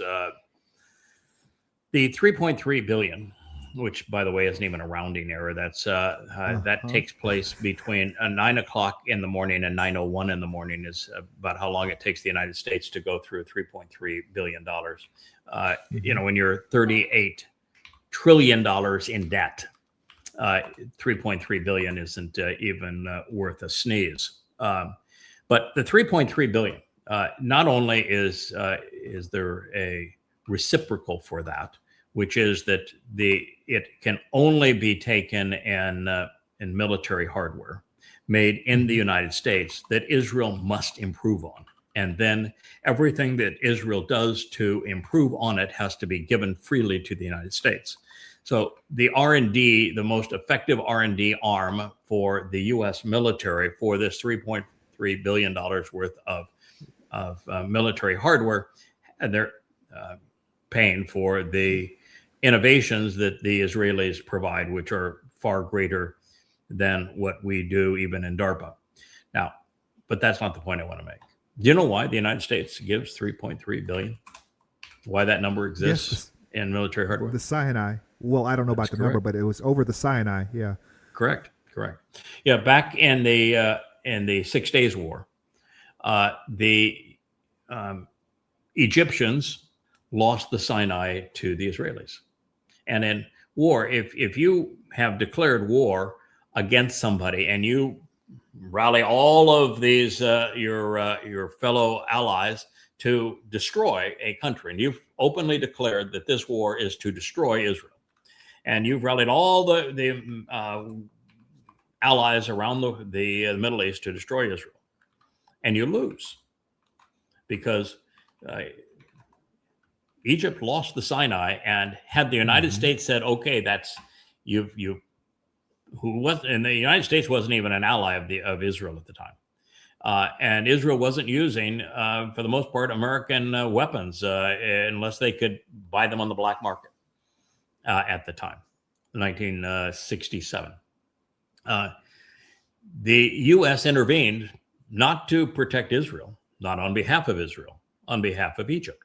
And it told Israel that if they continued to do this, that it would go from a quasi-neutral party to an adversary of Israel. And that Israel could not conquer Cairo, could not conquer Damascus, of which it would have done in that 1967 war, and would have controlled Damascus and all of Syria and all of Egypt, which would have been in the world's best interest. But the United States said no. And beyond that, you have to disgorge Sinai, which had no value to anybody except as a buffer. And the reason was that theretofore, Egypt was a client of the Russians. They bought their military hardware from Russia, and the United States CIA and government and the elite in the United States wanted Egypt to be forced into buying American weaponry.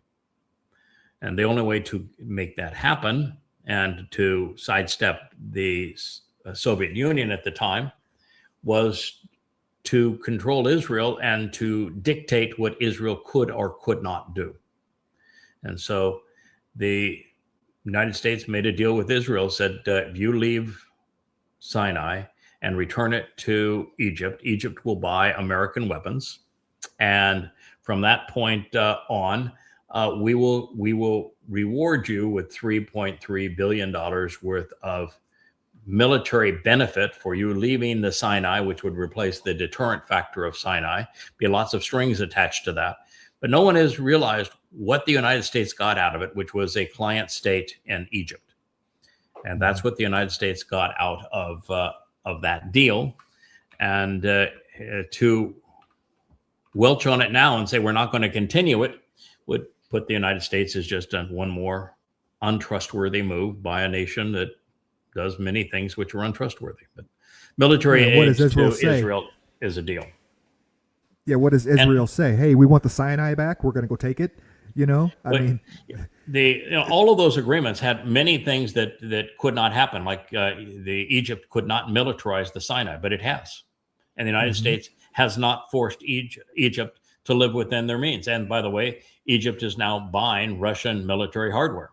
And most of the world is now buying Russian military hardware because it doesn't come with the same strings that American hardware does, where you either capitulate to America being the dominant factor in the world, and it's our sandbox, and your sandbox is our sandbox, or we won't supply you.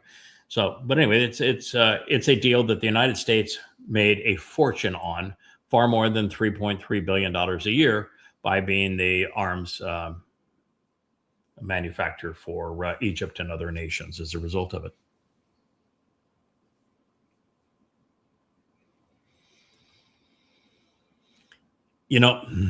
What they're basically saying here is that that there is no motivation anymore for Russia to negotiate a peace with NATO, the US, EU, or Ukraine. And that's because it's gobbling up territory at a prodigious rate. They'll soon be to the Dnieper River. They'll soon be surrounding Odessa. The territory that was comprised mostly of ethnic Russians who were still speaking Russia, who wanted to be associated with Russia, has been taken at very little, relatively little loss of Russian lives, with total and complete Russian civilian support. It's over. The Ukrainians are losing close to 150,000 troops through desertion and through death a month. I mean, there is nothing left of Ukrainian defenses, and there's nothing Ukraine can do. The war that the U.S. and NATO started going back 20 years ago against Russia failed. And the sad part of it is it had no chance to succeed, because even if the United States and NATO collectively had bludgeoned Russia into submission by using Ukrainians as cannon fodder, wielding Western weapons, the Russians would have responded with a nuclear attack. They're not going to just go over and let you eviscerate them.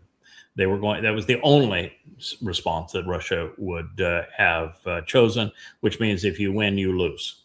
And winning was grossly immoral anyway. What right do we have to steal what's theirs? And that's what the whole purpose of the war was. And this war did not start when Russia invaded Ukraine. It started when the U.S. announced that Ukraine would be part of NATO and we would deploy missile systems right outside of Moscow. That's when this war began. And then we upped the ante when we overthrew, regime changed the government of Ukraine that was pro-Russian and replaced it in a coup that we orchestrated. And it just went downhill from there. So this is a war that the U.S. started foolishly and lost. And now there is no reason anymore. The Russians have been completely open to negotiating a settlement in this war with the Russian-speaking Russian ethnicities reincorporated back into Russia, which is what they want. They vote 95-5 for that to occur. And it's already occurred up and down the eastern part of Ukraine. So they're never going to get that back. And he said, that will be enough. We'll take that. And you agree that Ukraine will never be a threat to Russia again. It'll never be part of NATO, and you're not going to use it as a military base for the West, and we'll all be good. And we've turned that down every which way. To now, over 2 million Ukrainians have died as a result. But we pushed it now to the point, because America is so susceptible, as is Europe, to propaganda. The propaganda of the elites that want war. Now it's too late. There is no settlement of this. Pending complete surrender of Ukraine, surrender of NATO, and the removal of the Zelensky government. And it's not really a government anymore. He's not an elected figure.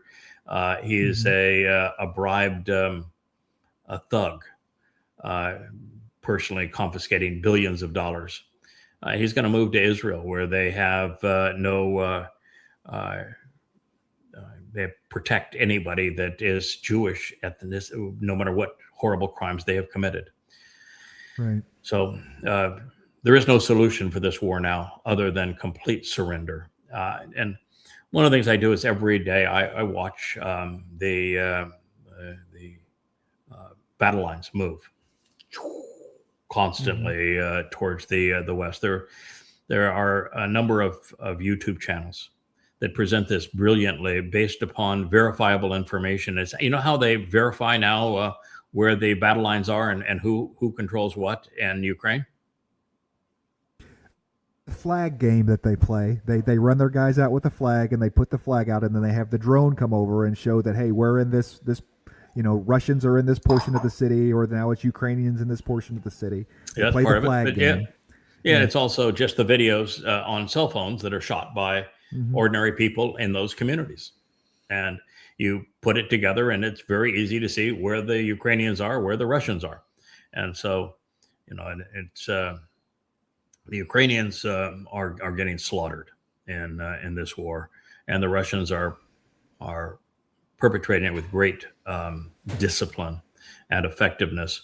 And in the process, Russia has proved that you don't need the United States. You can be completely sanctioned in every which way by the United States, and your economy can flourish. And if you're attacked by the United States militarily, which is, this is a proxy war where the United States declared war on Russia. You don't know that your government declared war on Russia. They did. And Russia won. Russia now outproduces the United States on the kinds of things that matter in a war zone, with artillery shells and rifles and bullets and drones, and their missiles now are vastly superior to the United States.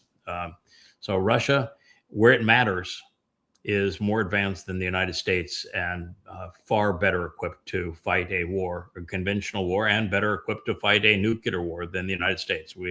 Either way, a nuclear war or a conventional war between Russia and the United States, and Russia beats the United States. They don't want to fight a war with the United States. They don't want to fight a war with Europe, but it's been perpetrated upon them. And the stupidity of the whole thing is that not only was that grossly ignorant, grossly immoral, grossly irrational for us to use the Ukraine to attack and destroy Russia so we could confiscate their wealth, but the fact is that you can't win that war, because if you could win a conventional war against Russia, which NATO and Europe and the US have now lost, but if you did win it, they would destroy you with a nuclear attack. And so this was really, really stupid. You look at the United States. How did we do against the Viet Cong? We lost. We lost to the Viet Cong, correct? How did we do against the Taliban? We lost also. We lost. How did we do against the Houthis? We liked watching them dance, and then they kicked our ass. They did. They kicked our ass. So the United States has made a terrible situation worse in Libya and Syria and the Sudan and Somalia and in Iraq. And we flat out lost to the Viet Cong, the Taliban, and the Houthis. And so you think that you're going to beat the Russians? Right. Only in propaganda and utter delusions. But I Trump say. But I Trump say. With the Golden Fleet. Oh, the battleship! I love the new Trumpian battleship. The mess hall is McDonald's, and the hood ornament is a statue of the Donald. It'll all be gold plated. Mm-hmm. Yeah, it's just perfect.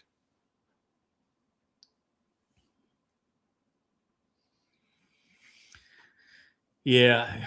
So this is somebody who's saying something that is factually true, but now irrelevant.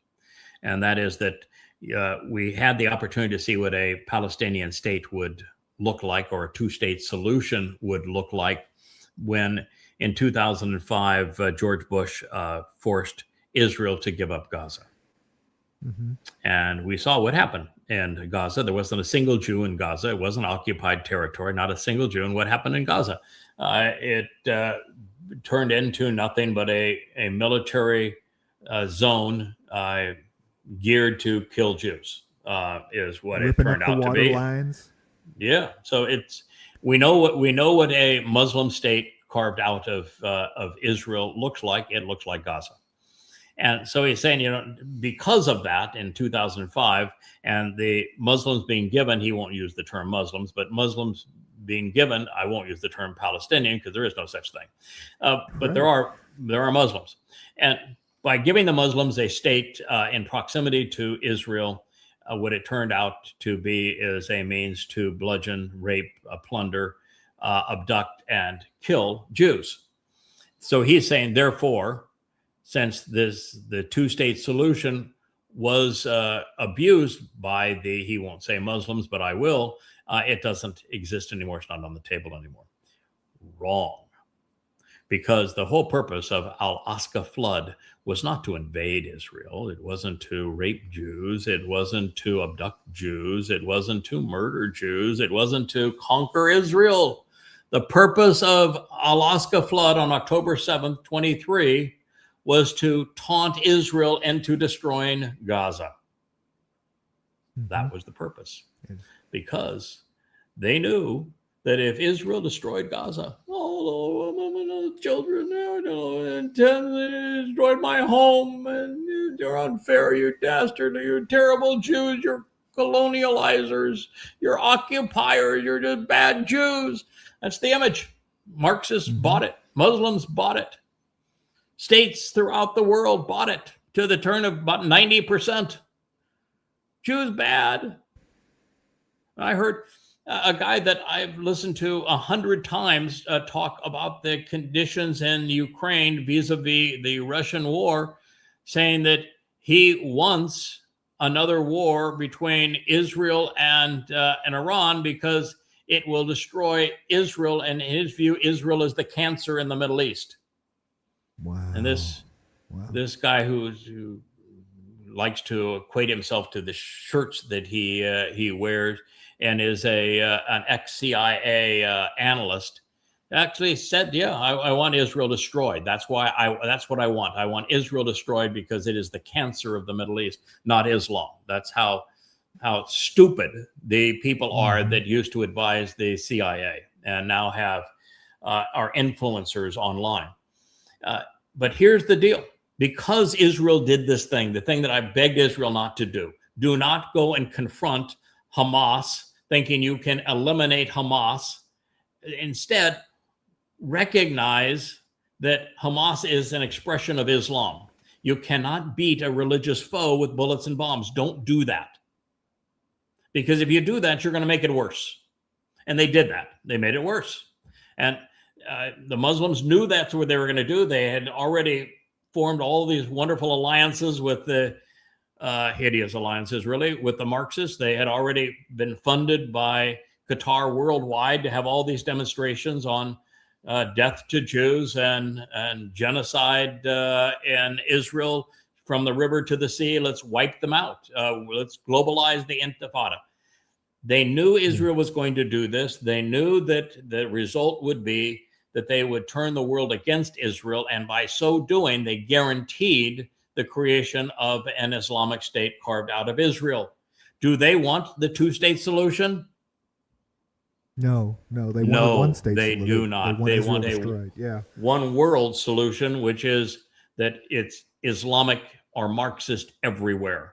And that's what they want. They want the obliteration of Israel through the creation of a terrorist state carved out of the heart of Israel. But you, pal, don't get it. You were played and taunted into destroying Gaza for the express purpose of, by destroying Gaza, they turn the world against Israel. And now Israel only has one friend, and that friend is the great betrayer.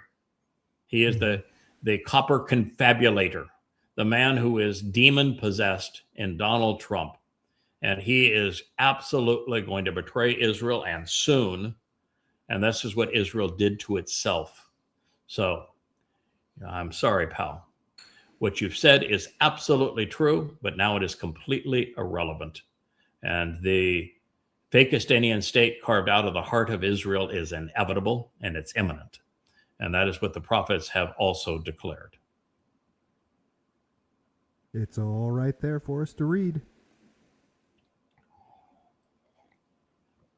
We should probably end on this one because we're an hour and 50 minutes already into our vlog on the blog. There's so many good things to talk about. We could do this for. We could just keep going and go. Yeah.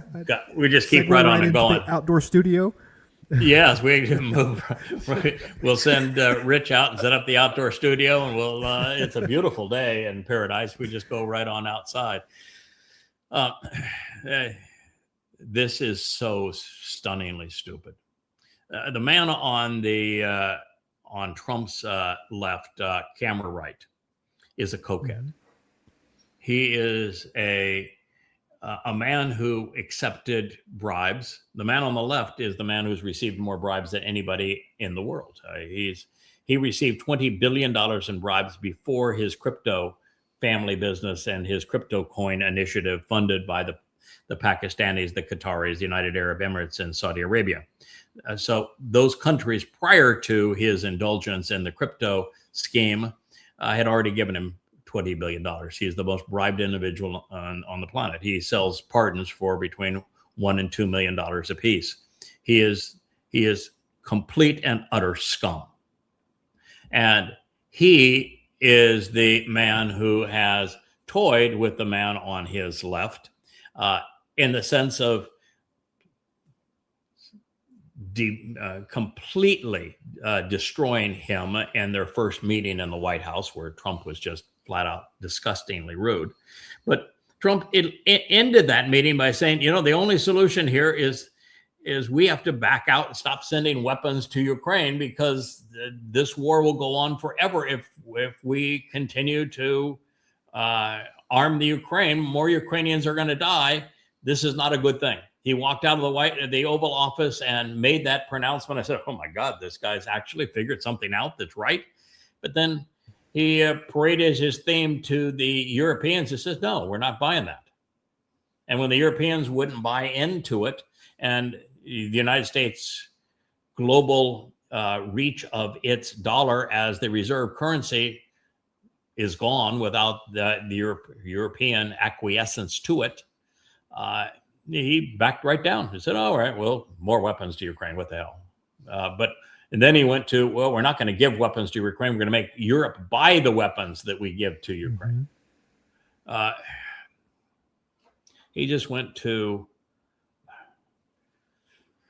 from the only hope of a solution to assurance that this will all end in world war. I don't think there isn't a solution anymore, because the Russians have no incentive to stop. Yeah. And the we Europeans have nothing to bring to the table to them. They have nothing to bring to the table, and nothing left of NATO. There's nothing left of the EU. There's nothing left really of the US. And so by pursuing this, we made in every possible way a bad situation worse, including in Ukraine, but also in terms of America's standing in the world. They got absolutely played for a fool. And there is no solution anymore. Russia has everything it wanted. Yeah. It has Donbass. It's protecting those ethnically Russian people, and it has Crimea. So Russia's like, do you want us to keep going? We could stop at any time. We have what we want, but ultimately Russia's going to take Odessa too, and turn the Black Sea into its own pond, and eliminate the influence of Europe through Ukraine into the Black Sea. And since Turkey is dependent upon Russia for energy, just as Germany was, they saw what happened to Germany when you changed that. Even though Turkey is part of NATO, Turkey is never going to tangle with the Russians. So the Black Sea is going to be a Russian lake, and they'll eventually take NATO. They don't want Kiev. They don't want Western Ukraine. It's too expensive in the sense that too many immoral people dependent on bribes. They don't want the responsibility of that. Let them bankrupt Europe. Russia doesn't want that. They just want the Russian-speaking obelisks, and that goes all the way to the point where they'll likely take Odessa, and there won't be anything left. Just total swath of immorality and decay. And the Ukraine has been that way for a very long time. Back in my Shattering Myths radio days, I used to do programs on the Ukraine, talking about how it was the most graft-ridden state in Europe by a long margin, and that it was totally dependent upon the IMF and Russia for financial loans, because they couldn't pay their own way, and that we finally reached a position where the Russians were supplying the money for the Ukrainians to be so graft-ridden. It's about 20-30% of everything that happens in Ukraine that turns into graft. And that you can't run a business when you take 20% off the top. It's zero chance of success. No business will survive that. And so countries can't survive it either. But the Russians had a way of accommodating the Ukrainian graft, and they knew the Ukrainians well because they had the pipelines from Russia through the Ukraine into Europe. And so they could say the transit fees will be our your return on our loans. That's the interest on our loans. Mm-hmm. Yeah, but the IMF wanted to be the source of funds that they had no way to collect, and this then led to the coup of regime change, and from the pro-Russian to the anti-Russian crew, and then our decision that we would weaponize Ukraine to attack Russia. And this is what happened, and it all backfired because rather than the IMF being ripped off by about $2 billion a year, which was really all that required. Ukraine's not all that big. Now we're in it for $100 billion a year, mm-hmm. and the country is now completely destroyed. So it was such a horrible calculus going back over that time, and with people that that prior to the Nazis controlling Germany and then much of Europe, the Ukrainians were more savage than the Nazis actually ever became. This is where pogroms began. This is where the most ruthless of the anti-Jewish attacks not only occurred long prior to the rise of the Nazis, but during the time of the Nazis. There's nothing worse than Ukraine. This is the rump of Europe and has been for a very long time. It is a group of people that are synonymous with the cokehead there on camera right. And to say that you're for freedom and democracy and rule of law and integrity when you're backing the Ukraine against Russia, you're actually on the opposite side. You are promoting and sponsoring and encouraging and siding with all manner of graft, of dictatorships, of militarism and belligerence, and it's a real shame that the world has come to the point where the heads of state now are as disgusting and reprehensible as they are in Ukraine, in the United States, and throughout Europe. I'm not sure there's a decent leader in the whole of Europe. I mean, Orban might be the closest, but I wouldn't trust. I'd count my fingers after I shook hands with him. Yeah. Well, the veil has been torn off of all of them now. I mean, politics has never been a service industry the way they present it, ever. Mm-mm. Okay. But the veil has completely been torn off now with the corruption, and it's overtly a money-making scheme to hold office. Yes, it is. Well, look at Trump. Trump would have been bankrupt and in jail. Mm-hmm. Had Elon Musk not come up with $300 million in those swing states to prevail and get him in the White House. And once he was in the White House, he picked up billions upon billions of dollars in bribes and went back to being independent and financially wealthy. I mean, you look at the likes of people who have been bartenders or refugees who are now in Congress on $100,000, $200,000 a year salaries, and they're worth tens of millions of dollars. It's all because of graft. Yeah. Mm-hmm. It's all because of graft, and the United States seems to accept it. So, politics in America, you may think we have a democracy. We don't have a democracy. It's you're just being entertained. You're being played by propaganda, and whether you're religious or patriotic, you've been played, and you're a fool to have been played. You're religion is untrue, your politics is untrue, Yahowah is correct, and diminishing all of those. That's, by the way, a very fancy microphone you have there. I see that microphone now on a number of the more popular programs on YouTube, that it seems to have some controls on the mic. I'm using here the Shure 7B, which is the microphone of choice for the last I just passed the Stone Age, I think. That 73, 74 when this first came out. Yeah, 73, 74. Michael Jackson did Thriller on this microphone, as a matter of fact. And it's the ubiquitous choice of most vloggers worldwide is the Shure 7B. But, it's popular because it's reliable. It does its thing, and it does its thing in a very effective way. The thing that you've got there, who's the manufacturer of that? This is the Blue Yeti. I'm not sure who manufactured the Blue Yeti.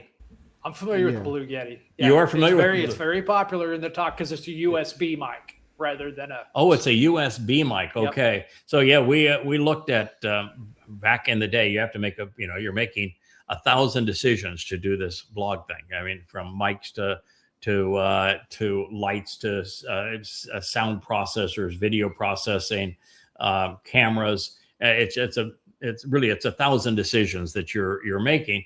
And one of the decisions is, are you going to mic yourself this way, which is the more standard. Back in my days of radio, we used these kinds of mics and the cables and the connectors.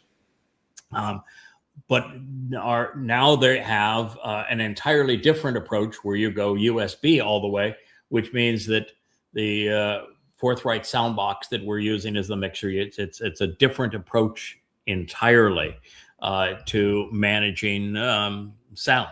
Yeah, but if you're an individual by yourself jumping into a podcast and still have other guests coming up remotely, the Yeti's a good mic. There's an adapter for the SM7B that turns it into a USB mic, and a lot of people are using that also. Yep. So anyway, that's XLR. That's the standard. That's the standard connection that we have here, and you can see it's been elongated by that added bit of silver that I showed you, because we have a preamp that also charges this system, and then we've gone to the forthright Scarlett was the choice that everybody had. I think I bought 4 of them. They're only $100 a piece. And now we've gone to a box that makes it, it's like comparing the we have an 8-channel. It's 8-channel, comparing the Yeti to a mouse running through the woods. So it's quite the difference. But that's it. That is the mic of choice now by many of the non-studio vloggers who are doing a show typically where they don't have all of the backup that you'd have if somebody actually being, they don't have a Rich as king of the cables. Right. This is the only one Mom would let me have in her basement. So this is the only one that Mom. Yeah, that's when we started this. When Yahowah said, "I want you to do vlogging," and I said, well, "Vlogging, that's a teenager in Mom's basement." I was a teenager back 400 years ago. So no, we're not doing that. I didn't say we're not doing that. I never tell God you're not doing something, because he's always smarter than I am. So are you sure? Are you sure we're going to be doing that? So here we are. Anyway, that's probably a good place. We've done 2 hours of the vlog on the blog. I'll bet you there's another 20 posts there that I would love to comment on, because this is such a wonderful way to cut through the chase, tell you really what's happening in the world, provide a more accurate rendering of the news, tell you what you ought to be concerned about, where you're being lied to, what things really mean when Trump has his arm on Zelensky's shoulder, and Zelensky is got that smirk there. What does that really mean? Where how did this start? Where is it going? How does the money change hands? And what is the off ramp? And, here you happen to have an off ramp, which is if the U.S. were to prevail and regime change and the destruction of Russia, it's going to be the annihilation of the U.S. and Europe through nuclear war.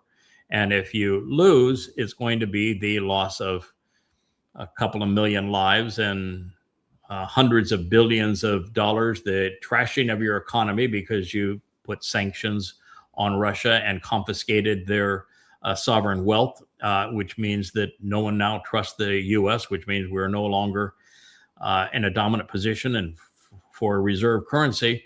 You need to know what all the implications are of these things, so you're not just a typical patriot saying, go.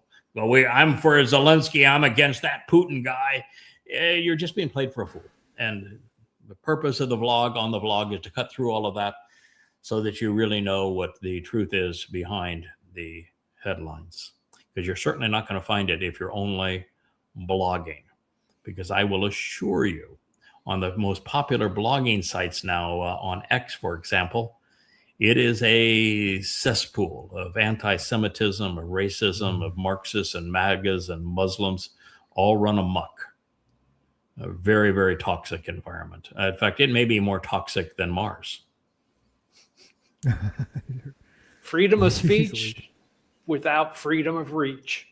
They're never going to let you reach out. No, they particularly on X, when Elon Musk turned X over to Gronk and said that we're not going to run X like it used to be on Twitter. On Twitter, what you got to decide is whose posts you would see by following them. And people got to determine whether or not they want to see what you have to say by following you. But I am here to tell you that once Elon Musk turned X over to Grok, what happened is people that follow you may or may not see what you post. Most won't. And people you follow, you won't see what they post. You're going to be served a feed that's based upon what Grok wants you to see, and your posts are going to be distributed based upon what Grok wants you to be able to convey. And artificial intelligence is going to be the most destructive force in the world over the short order.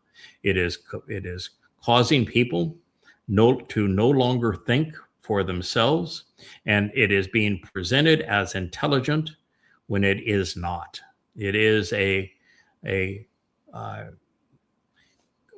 system that takes information off of the top. It is a finger up in the air. What is the most popular and most prevalent conclusion, of which popularity is absolute proof that something is wrong? Mankind has never been right. Truth has never been popular. Yahowah in particular has never been popular. So it amalgamizes the most popular deceptions of the time and calls that an answer. It does very shallow research, if any at all, and it most certainly isn't moral, most certainly isn't judgmental, cannot process anything from somebody who is cutting edge. If you are promoting that which is much more innovative, like every PhD is supposed to write a dissertation where they're advancing the extent of human knowledge. It is incapable of processing that. You know, my 35 books all take us way beyond where we were previously relative to God. It is absolutely opposed to anything like this. And so Gronk cannot take you into the future, cannot take you beyond where man is wallowing right now, and is incapable of learning, and is incapable of exercising good judgment, and is precluding many people. Just like when we came out with the calculator and I said, this is going to be a problem because people aren't going to process math in their heads anymore. They're not going to be able to reason in their heads anymore. We're going to destroy people's ability to think when we destroy their desire to process math and probabilities in their heads.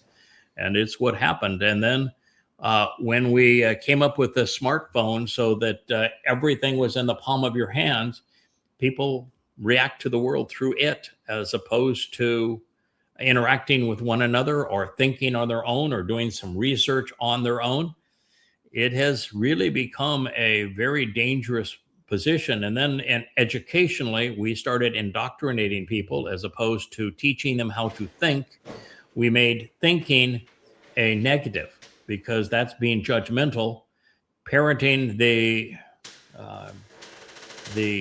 platitudes of those who control the academic situation, that became the mantra. And now we have two generations who simply spew political platitudes that are wholly inconsistent with reality. And it's a very dangerous spot that we have put ourselves in. And then the social media is now amplifying this voice of nonsense. There are very few thoughtful, judgmental, well-informed, rational people in the world today. Very few. And those two guys that are above you there, they are not included in that group. Okay. And, Yah was really clear. Ignorance is not bliss. What does he say about ignorance? It is the killing My my people people. perish. My people die. My people perish for lack of knowledge. Yeah. My people are destroyed for lack of knowing.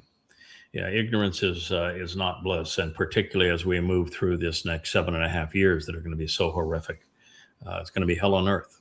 And your ignorance is not going to be your friend. The ignorance of Islam has caused hundreds of millions of people to die and for the world to be robbed of freedom. And Marxism is very quickly catching up with Islam in terms of being destructive, being thieving, being counterproductive and murderous. And these two horrible mindsets have now merged of Marxism and Muslims, such that the world's in a very precarious place. And then you have a man who is clearly demon possessed. The corporeal manifestation of Satan is the man wearing that pink tie right there.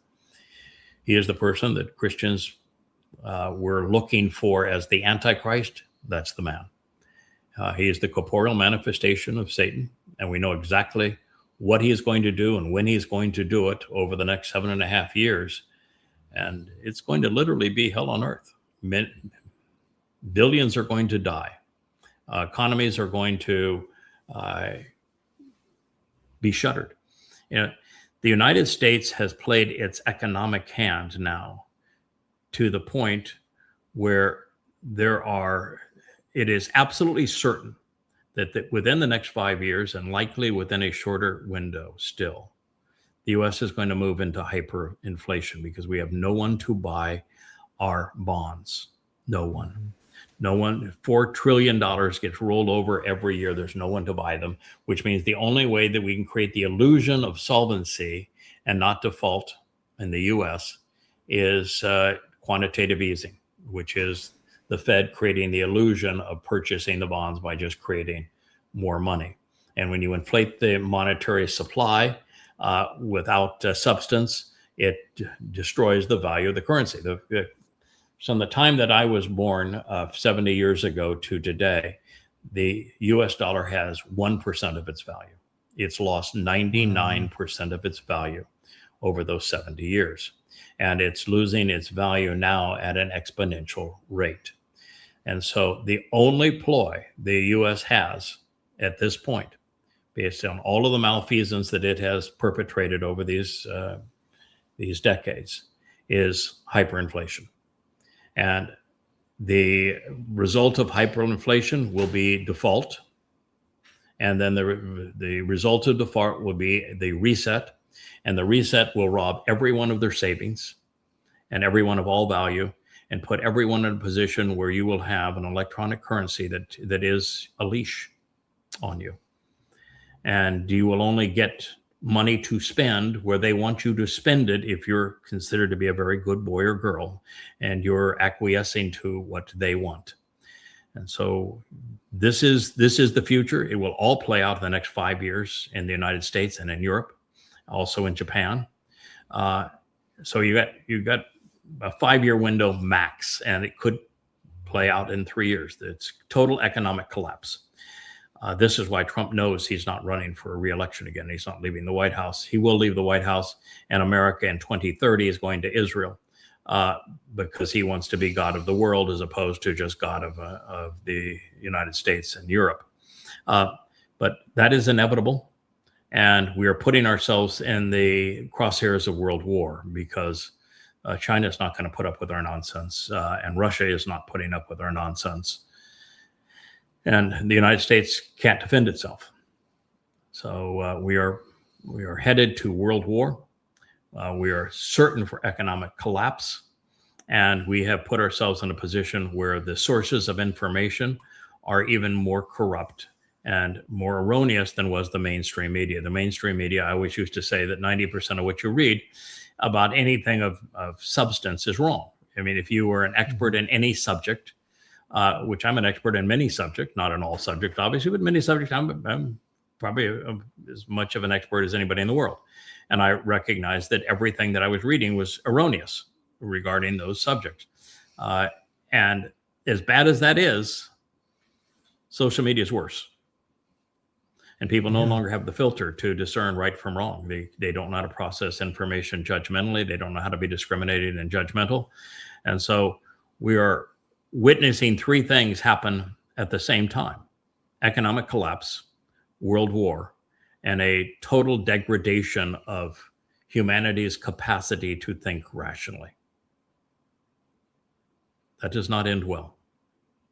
Well, we know how it ends. It ends with the complete obliteration of all of the dunderheads, the religious dunderheads, conspiratorial, anti-Semitic, and religious, as well as political. They're all eliminated, and God is going to do the ultimate reset. But in his reset, everybody comes out fabulously wealthy and enriched and empowered, and rather than controlled, emancipated. So there will be a great reset, but very few people are going to be part of it. And that's going to occur in less than 8 years from now. So that is the happy note. I'll be there. Yeah, I'm ready. Yeah, I'm going to be there. I'm going to establish roots there. I'm going to still a lot of work to do. A lot of work to do, and we're going to do the best we can to help people through it. And a program like this, a vlog on the blog, I think goes a long way to making that possible. So thank you. I've enjoyed the lovely sounds of the new mic, Yeti and all, and glad we were able to do this. So thank you so much.